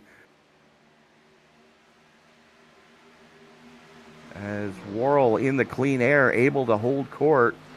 Here comes Battle to his back bumper, coming down the back straightaway. And here comes Brostrom on the top side of Carnes. Yeah, and Battle going for the lead on Worrell as well. And going to get that done into 3, so I think one of the first times in this race into the lead for the 24, if I'm not mistaken. This will be the first lap he led if he can hang on to the start-finish line. Jumps up to throw the block on Brostrom, though. Brostrom not a happy camper as he's now pushing the daylights out of the 24. Give the lap to Jalen Battle. All-important bonus point in the first round of the playoffs as Brostrom back to the point on the fresh shoes. He just about got it. We'll see Brostrom trying to run away from them here, as it's going to be helpful that they are 2 by 2 still here on lap 70. Just trying to jockey for position, as it's going to be Worrell winning out in the end, I would assume, on the inside. Yeah, as nearly 3 wide, and caution has been called for John Hopley. Yeah. What happened to the 6 this time?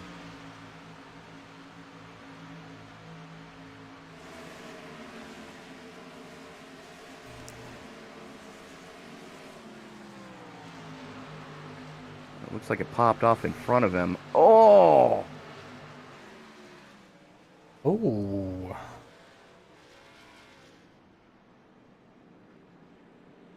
'13 of Will Karp getting yeeted.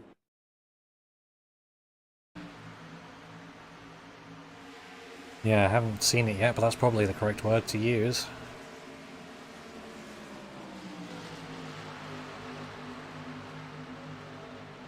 As, yeah, 14 just coming down on him. Going to turn the 13, and unfortunately involving the 6, involving the 3. As... I think...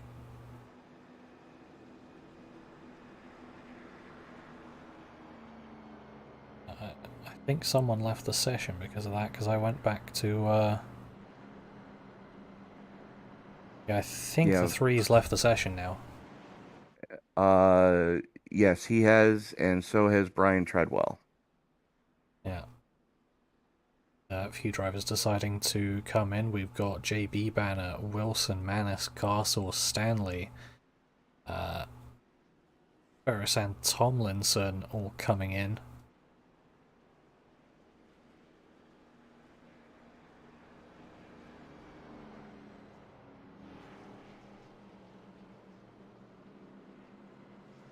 And it's going to promote the 51 of Damian Mulvey back to the lead lap. Leaves us with 15 cars in contention to win this one tonight. Garrett Cook, the first car, 1 or more laps down now. Still not a terrible position to be. I mean, if he can stay at the front of the in the front of the cars who are not on the lead lap, then obviously in lucky dog contention. If there is another caution, there probably will be. We've had a good green flag run, but and again, these runs have been getting longer and longer as there are less and less cars in contention. Yeah, it definitely is a race of attrition here tonight. Steven Sear has spent the last 55 minutes on pit road. Robert Rowe has decided to call it quits after lap 31. Gene Duda parked it on lap 29. Eric Davis parked it on lap 32. Bob Wyckoff has spent the last half hour on pit road, as has Emily Urias and Charles Robertson.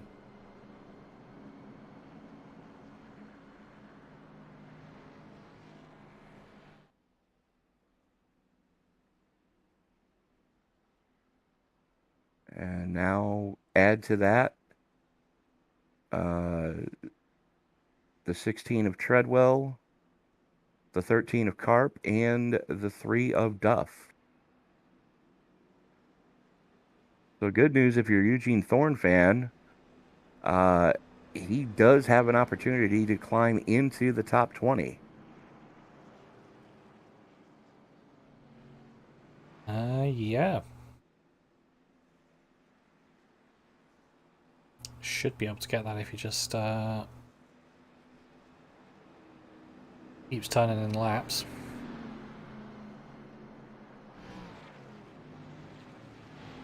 Because he is in the playoff purely by well, he's been consistent with getting decent points. He stays in every race. And that's the biggest key. Yeah, stays in every race, tries to keep it clean, picks up the pieces.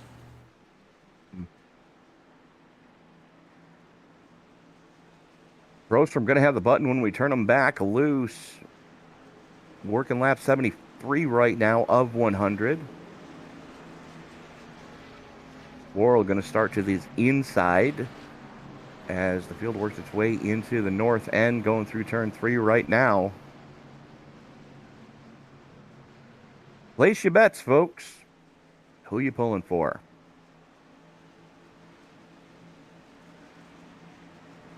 I'm wondering if at any point the sun's going to get an issue, because it looked like it was getting quite yellow on the 2-3 side of the track, getting to the golden hour. Well, as of right now, the track has dropped almost 10 degrees from when we took the green initially, down to 86.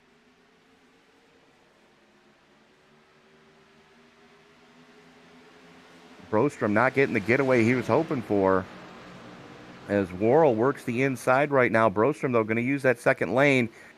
Here comes the 15 of Weimer.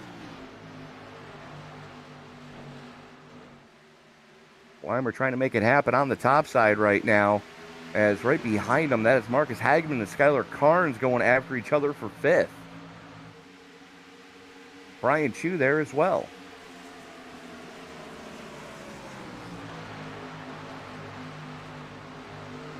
Yeah, loads of scraps just going on throughout the field to try and get the early positions back off the restart, as Skylar Khan's going to get the better of Brian Chu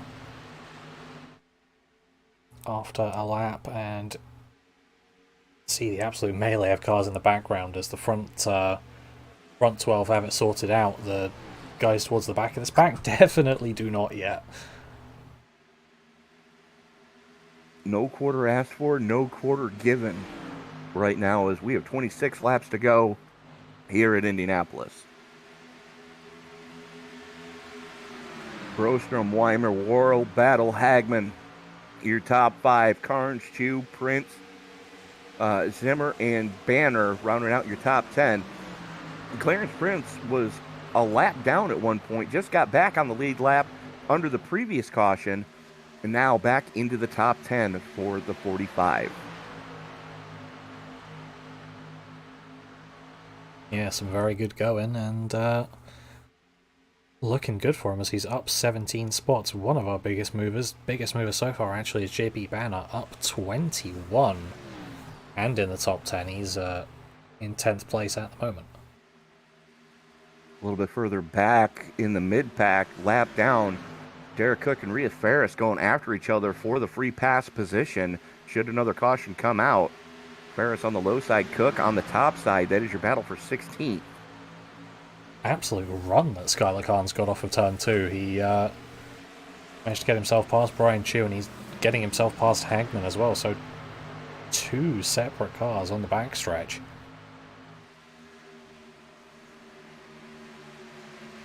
As 47 has had speed all day long, as he did set quick time in practice and quick time in the qualifying session, as now he moves to the inside of Jalen Battle. That is your fight for fourth. And just like that, Carnes up into fourth, now sets his sights on trying to reel in Worrell. you know, I don't know how many times I'm going to be talking about tyres in the next 24 laps, but I'm just saying, Quite a Linus bit. Broström got a 2-second gap in the lead, and he's got the freshest out of the lot. Just saying. Yeah, but all it's going to take is one oops, and we're going to reset it again. I believe everybody in the top 10 has one set left.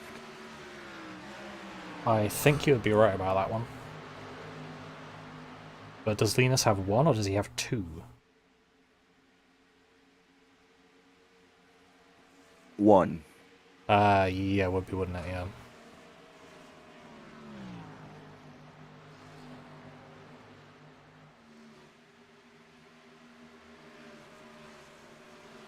Fight with Joey Maines and Damian Mulvey for 11th right now. Right in front of them, JB Banner up 21, Damian Mulvey up 21. Been a good run for the Irishman tonight here so far.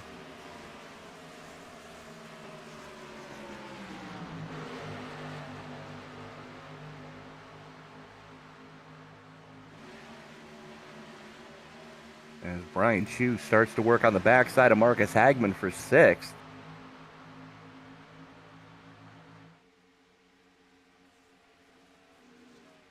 Chu backs out of it a little bit to get a better run going through 1 and 2 as Hagman almost gets into battle going into 1. Ooh, so close to making contact through the turn as well. But keeping it clean and keeping a couple of bus gaps between them there through 2 as Marcus Hagman gets it done. And I've been looking at the standings, and this isn't at all relevant, but I found it interesting. The driver with the most laps in the playoff is Marcus Hagman on 3,037. The driver with the least laps in the playoffs is Skylar Carnes, who has only done 54.7% of the laps that Marcus Hagman has done. Well, you got to remember, Carnes did have a sub driver for a couple of weeks. Yeah.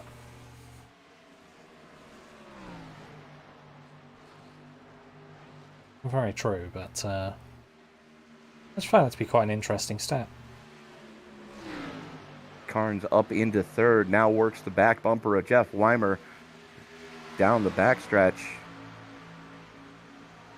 Carnes with a good head of steam as they haul it off into turn number 3. 47 going to send it. The 15 battles back on the top side. Thinks better of it. 21 laps to go. It'll be 20 at the stripe as Linus Broström is 3 3/4 seconds to the good right now over that battle for second between Carnes and Weimer.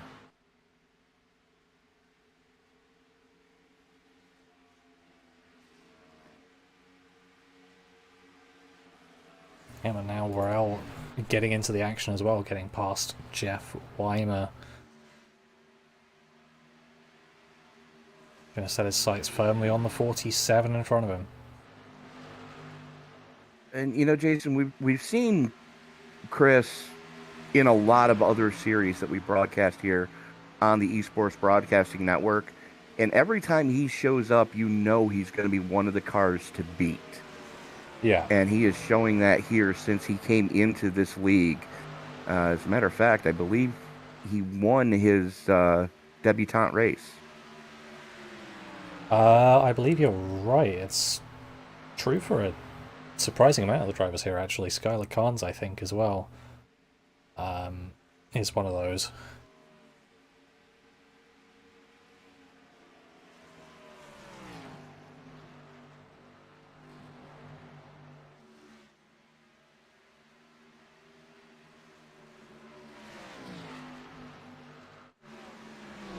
As And I'm Drivers looking, from, no, it took him till Martinsville to win. So third oh, race. okay. Third race with the series, he parked it in victory lane. It's still pretty good. And I am noticing here from 5th through 9th. They are right next to each other. They absolutely are.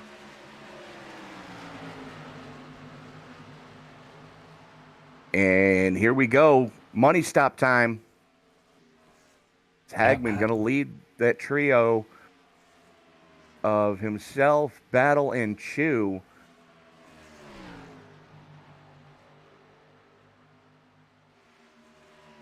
Hopefully no self-inflicted wounds for any of these guys here tonight.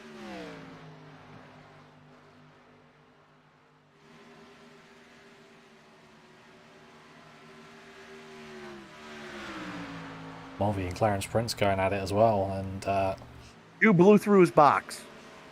ooh, oh dear.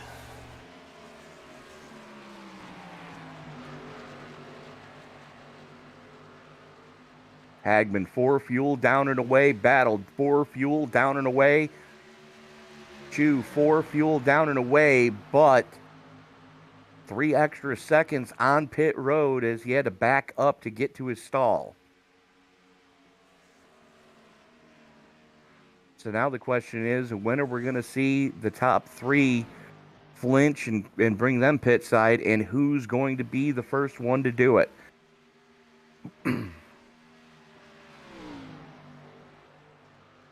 We shall see. I mean, Linus Broström can afford to react here, which is a really nice liberty to have, as he's got a 4.7 second gap up at the front. Going to give plenty of room to Brian Chew on the fresher shoes. Chew gets his lap back the hard way. Question is, how much longer is Broström going to stay out, knowing that the last time he was down pit road was on lap 66. Worrell going to peel it off and go pit side. Well, Chew's now going to prove useful for Broström, actually, with the draft down the long straights here. Obviously not so useful in the corners, was Broström Like going to he be may have feeling a lack scraped of the wall. downforce. Yeah, maybe so, getting very close in the exeter too. It looks like he may have caught it in between 1 and 2 there. Hmm.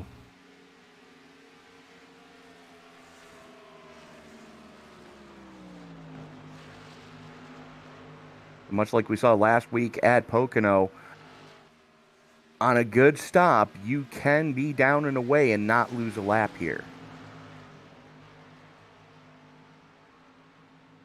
As pretty decent one for Worrell, 4 in fuel, and he is down and away as Marcus Hagman just reset quick lap of the race. Yeah, absolutely blistering pace, 51.89, and Battle not too far off either. Sitting directly behind him, so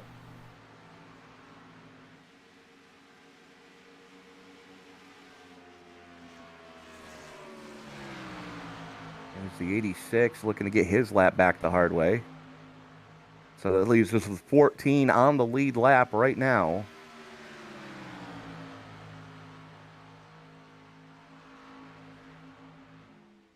And you got to wonder, how much longer is Broström going to keep it out there? It looks like another lap here. 5 seconds to the good over Skylar Carnes, who now peels it off to come pit side. That's going to hand second place over to the 15 to Jeff Weimer. yeah, now the question is, how long is Linus Broström going to wait to react? Because he's got to react at some point. I would have to say. He's got to react quickly. Yeah. Because he's got a gap, but with the pace that we're seeing, it's at least 2 seconds lap quicker than what he's running. I would say coming in around about now is his best bet, but we'll see what he thinks as he's coming around turn 4. Is he going to peel off into pit road? He is not going to. Well, here's the thing. Interesting. If you take a look at who's been down for their money stop as Weimer peels it off, Hagman and Battle in 9th and 10th are the first two cars that have completed their money stop. The Yeah. gap to Linus Brostrom is 33.5 seconds. The pit delta from entrance cone to exit cone of pit road is just shy of 50 seconds on a perfect stop.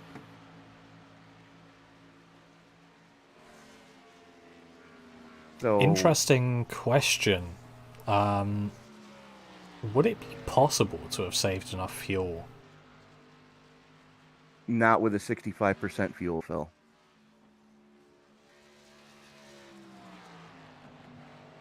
Looks like he's gonna come down this time around. Yep, he is. So all eyes then on Hagman, Battle, and Worrell. Where are they going to come out in relation to Linus Brostrom, who's going to be coming down for 4 on fuel? Pretty much guaranteed.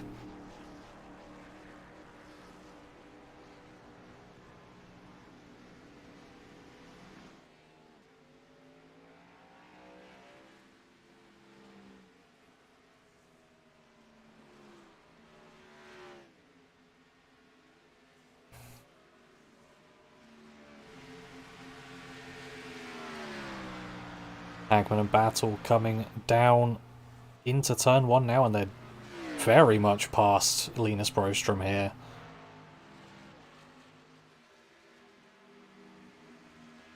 Now it's about what is the gap going to be, and is it recoverable? Maybe at least a 5-second.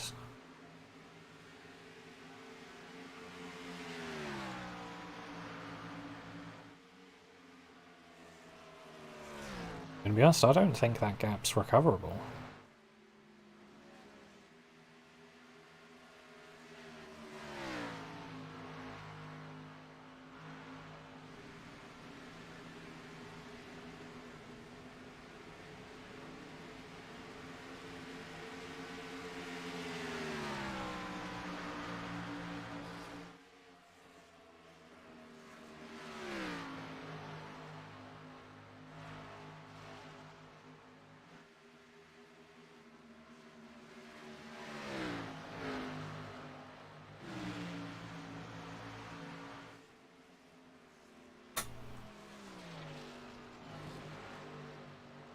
Tony? Dealing with something. Oh, okay.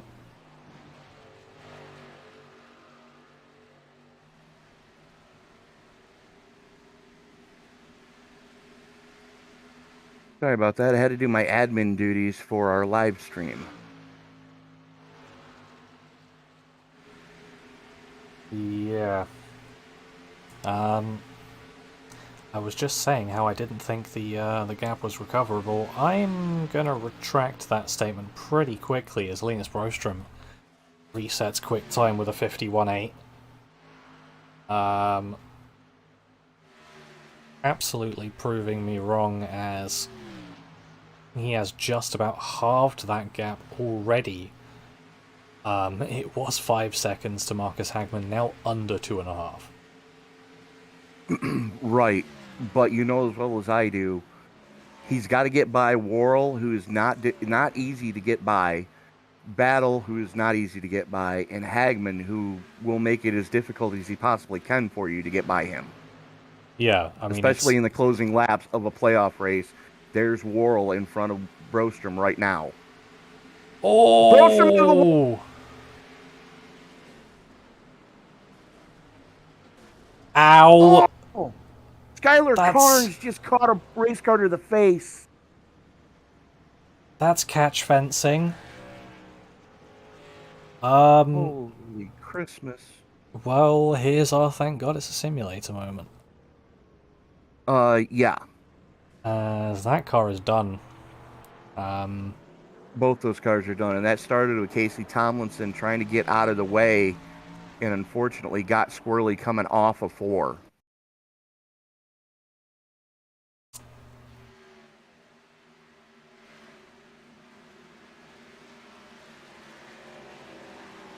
Yeah, he tries to just keep the high line, and Good grief. no, actually, put himself into the Tomlinson put himself into the right hand side wall. Got the wall and just ricocheted down into Brostrom.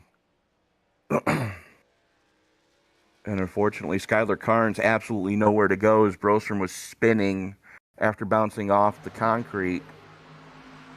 And then Brostrom went greenhouse first into the catch fence.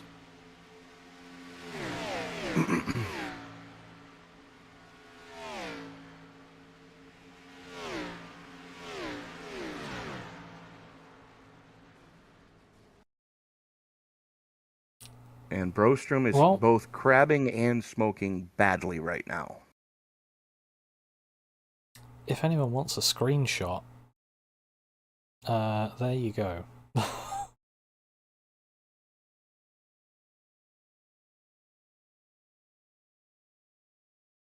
I think a decent screen grab of that incident. Yeah, you know it's a good one when you have to win the virtual flagman ducks. Yeah. I mean, how high is that catch fencing? Because that car nearly going over it. It's a good 25 feet anyways. Yeah, I mean, in real life, that's a red flag for barrier repair. You are absolutely correct, sir.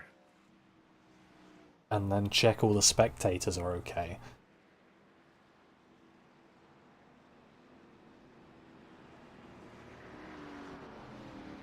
Well, that definitely changes the outline of this race. Yeah, if Brostrom can take anything away from this, though, that strategy, in theory, was perfectly executed. Because he looked like he was about to sail past Worrell, with the extra speed he had.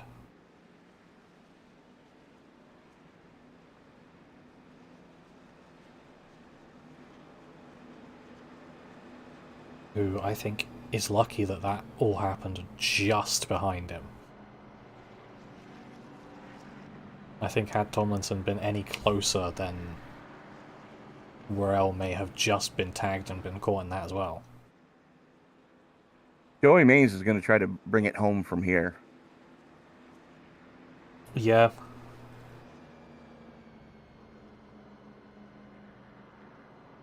He just made the announcement in the in-sim chatter that he's warning the guys around him that are going to be restarting near him, as he is going to have the button when we do go back to green, that if he gets, you have 2 laps of fuel left, he's just going to pull over and let those guys go.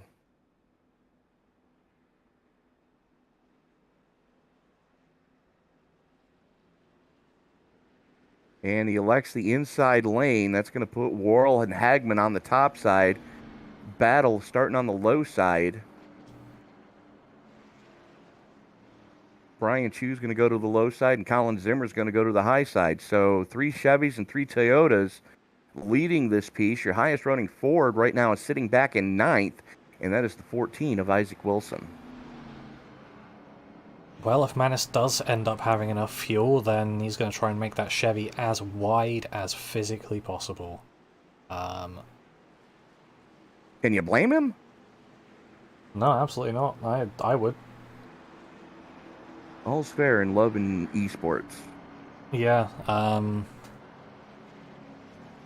admittedly, I don't think it's going to do too much for him, but at this point in time, you got to try it.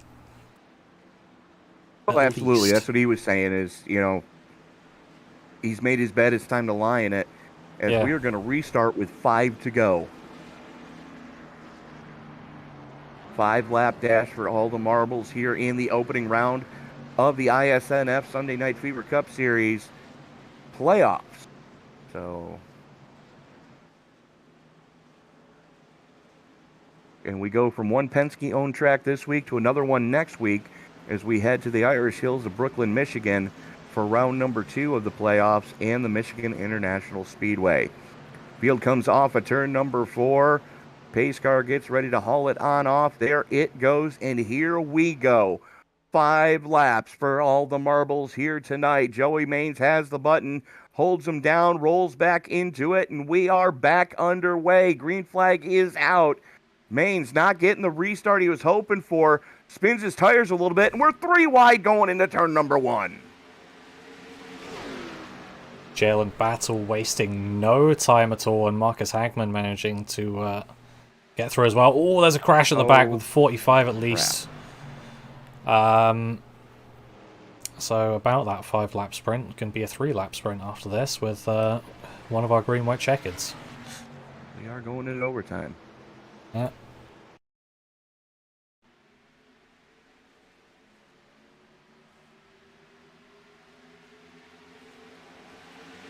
Something sent the 45 spinning. The 14 was catching the 14. the rumble strips. 14 caught the rumble strips. Around goes the 45. And looks like the only other one catching a piece of that one was Derek Cook. Yeah, that's unfortunate. That was actually a netcode hit. Those 2 cars didn't actually make contact by the looks of things. But I think Joey Manis would now have to pit.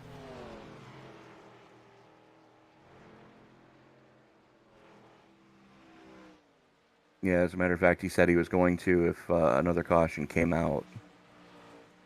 What would be interesting is, has he saved tyres? Do you think that's possible? Anything's possible. Hopefully he did. Because if he has... he spun them badly on that restart. Yeah. If he has saved tyres, then... decent position to get a good restart and then maybe set himself back up for a top 5. Because he's only going to be in 11th. Maybe 12th. Now the big question is, at the front of this piece, which Toyota, as he's bringing it down pit side now, Joey Maines is, which Toyota is Marcus Hagman going to go with? Is he going to stay to the inside and pick up Chris Worrell, or is he going to go to the outside and pick up Brian Chu?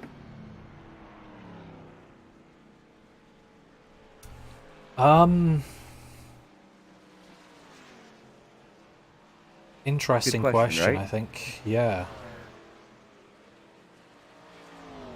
I think I'd want to stick myself in front of Worrell, as Manis doesn't have any tyres.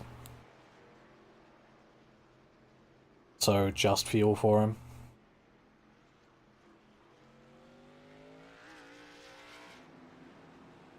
Yeah, I think I'd stick myself in front of Worrell here.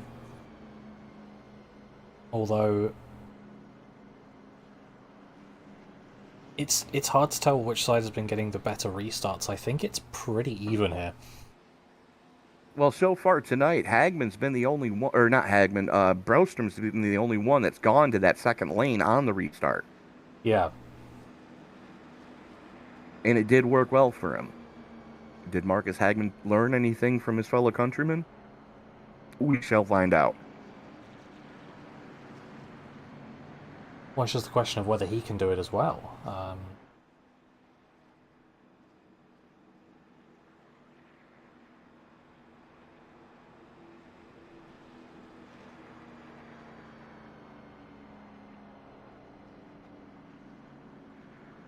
Lights should be going out on the pace car this time by, and it doesn't matter because they're going single file. Very true. Very true. I completely forgot about that one. So we are going into overtime, and we're getting one shot at this one, Jason. Okay. So for those of you unfamiliar with overtime rules, what's going to happen is green flag's going to come out, field's going to race around the track. They have to make it back to the yard of bricks for the leader to take the white flag by crossing the yard of bricks for us to race back to checkers. If something pops off prior to the leader crossing the yard of bricks to accept the white flag, field frozen, race over. Do we normally only get one attempt, or is that I thought we usually got 2. just here? I thought we got more than one, but Usually we've gotten 2, but they're only giving them 1 here tonight at Indy. yeah, if it's only one, then there you go. Probably not a bad idea. Yeah, I mean, had there been many more cautions in this race, we could have been going to time, because we're going to be at about 2 hours. 2 hours and so 25 minutes is all this race was scheduled for. Yeah, exactly. So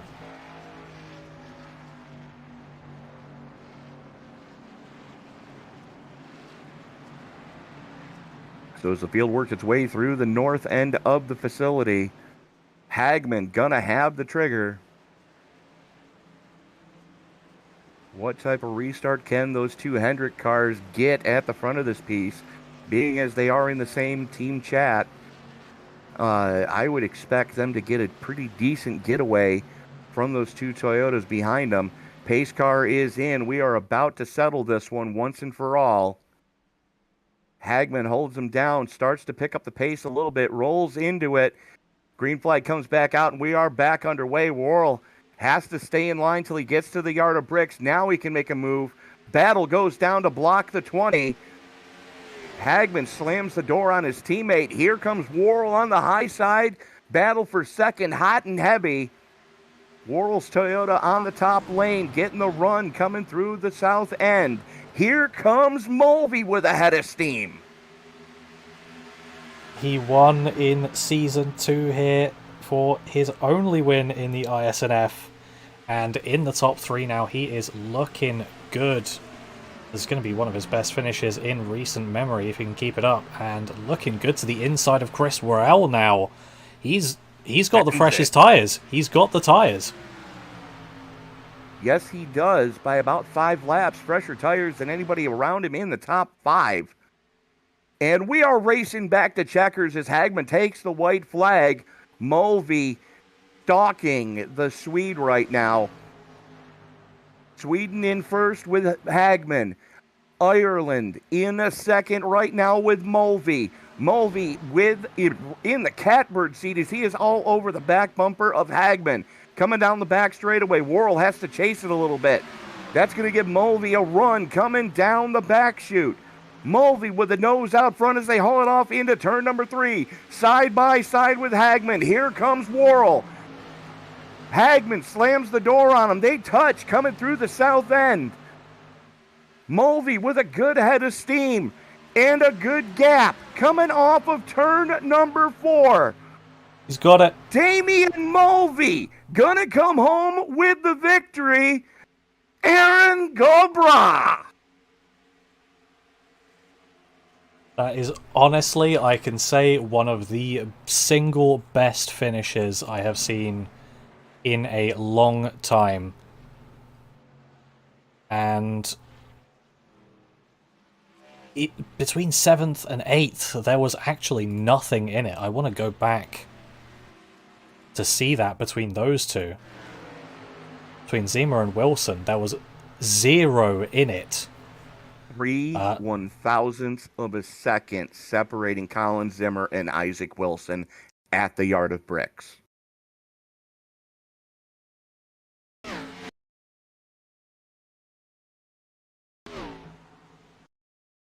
If I can control my camera well enough.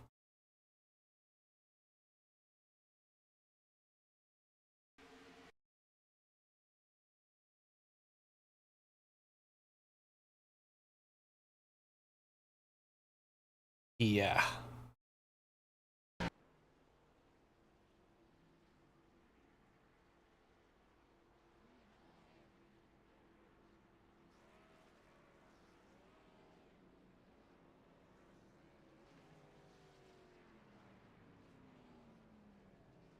Yeah, that was a great finish, and almost from nowhere, Mulvey coming through. And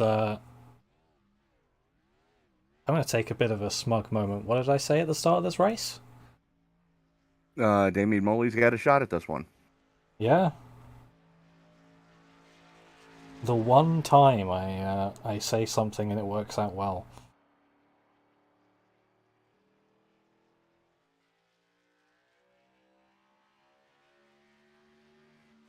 It's,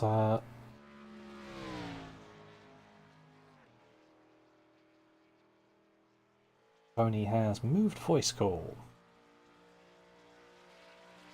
Sorry about that. I had to step away to make sure that Damien remembers to get into the Discord server so we can talk with him. Yeah, that is fine. Looking forward to it. I was waiting for the time we get to speak with him, but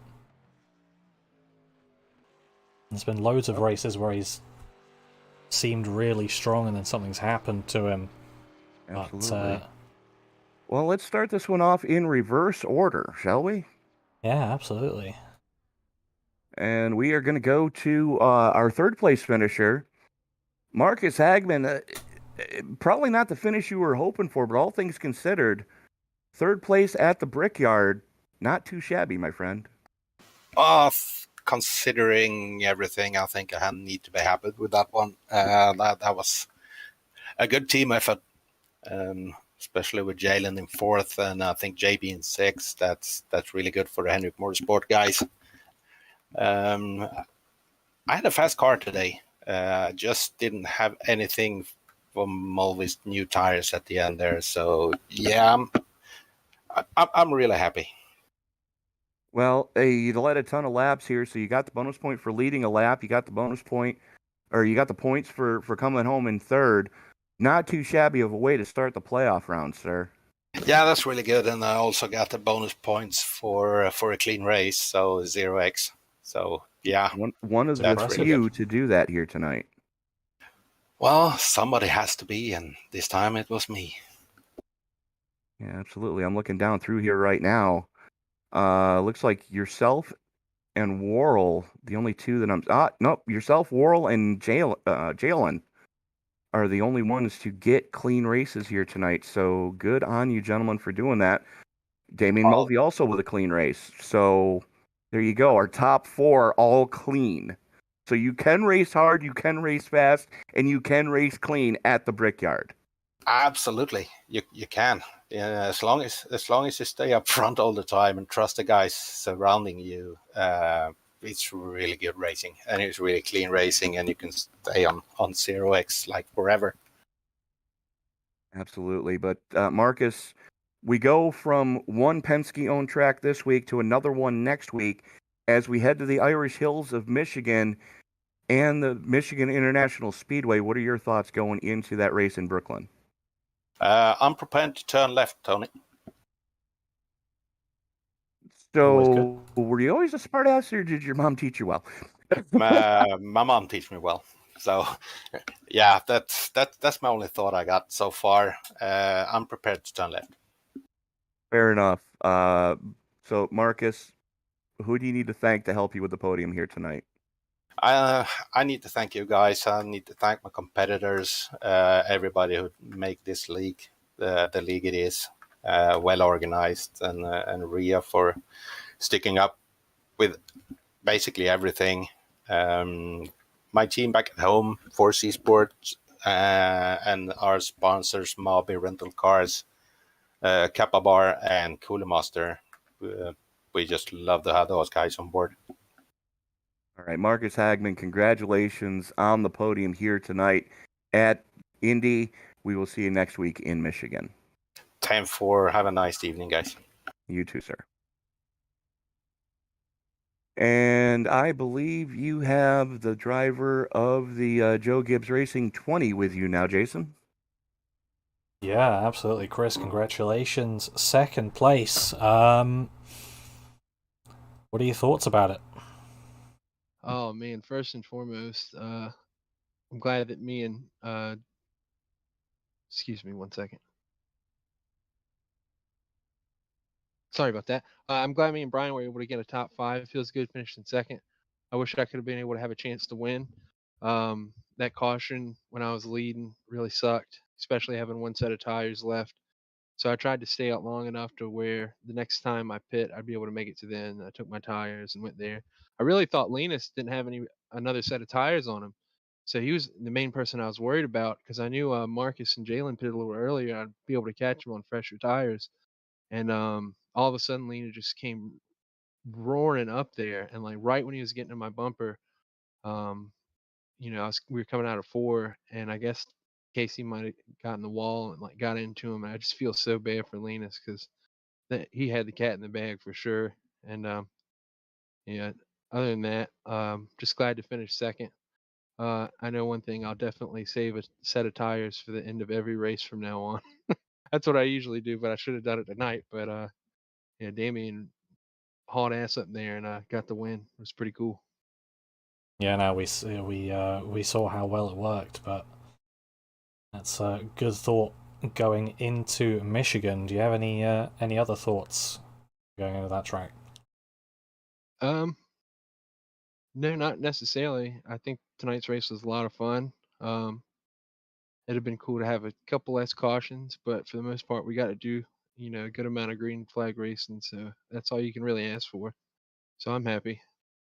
Yeah, well, I'll give you a little bit of insight into what Marcus is thinking. He's prepared to turn left, he said. So I think Well, I think good thoughts. I hopefully he didn't mean that turn left into me, if that's what you mean. But I'm used to turning left, so I should be good.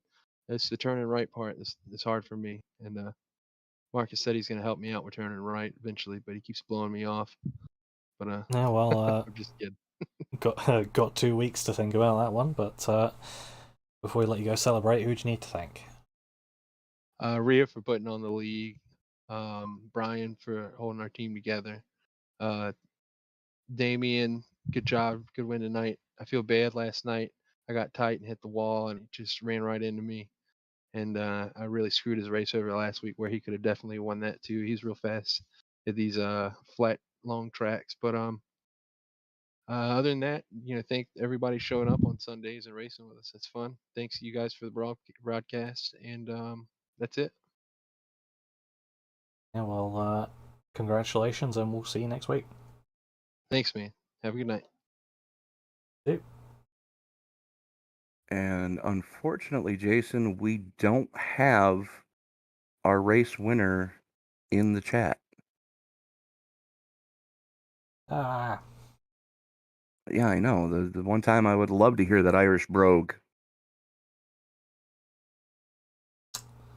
But An accent I'm more familiar with not showing up.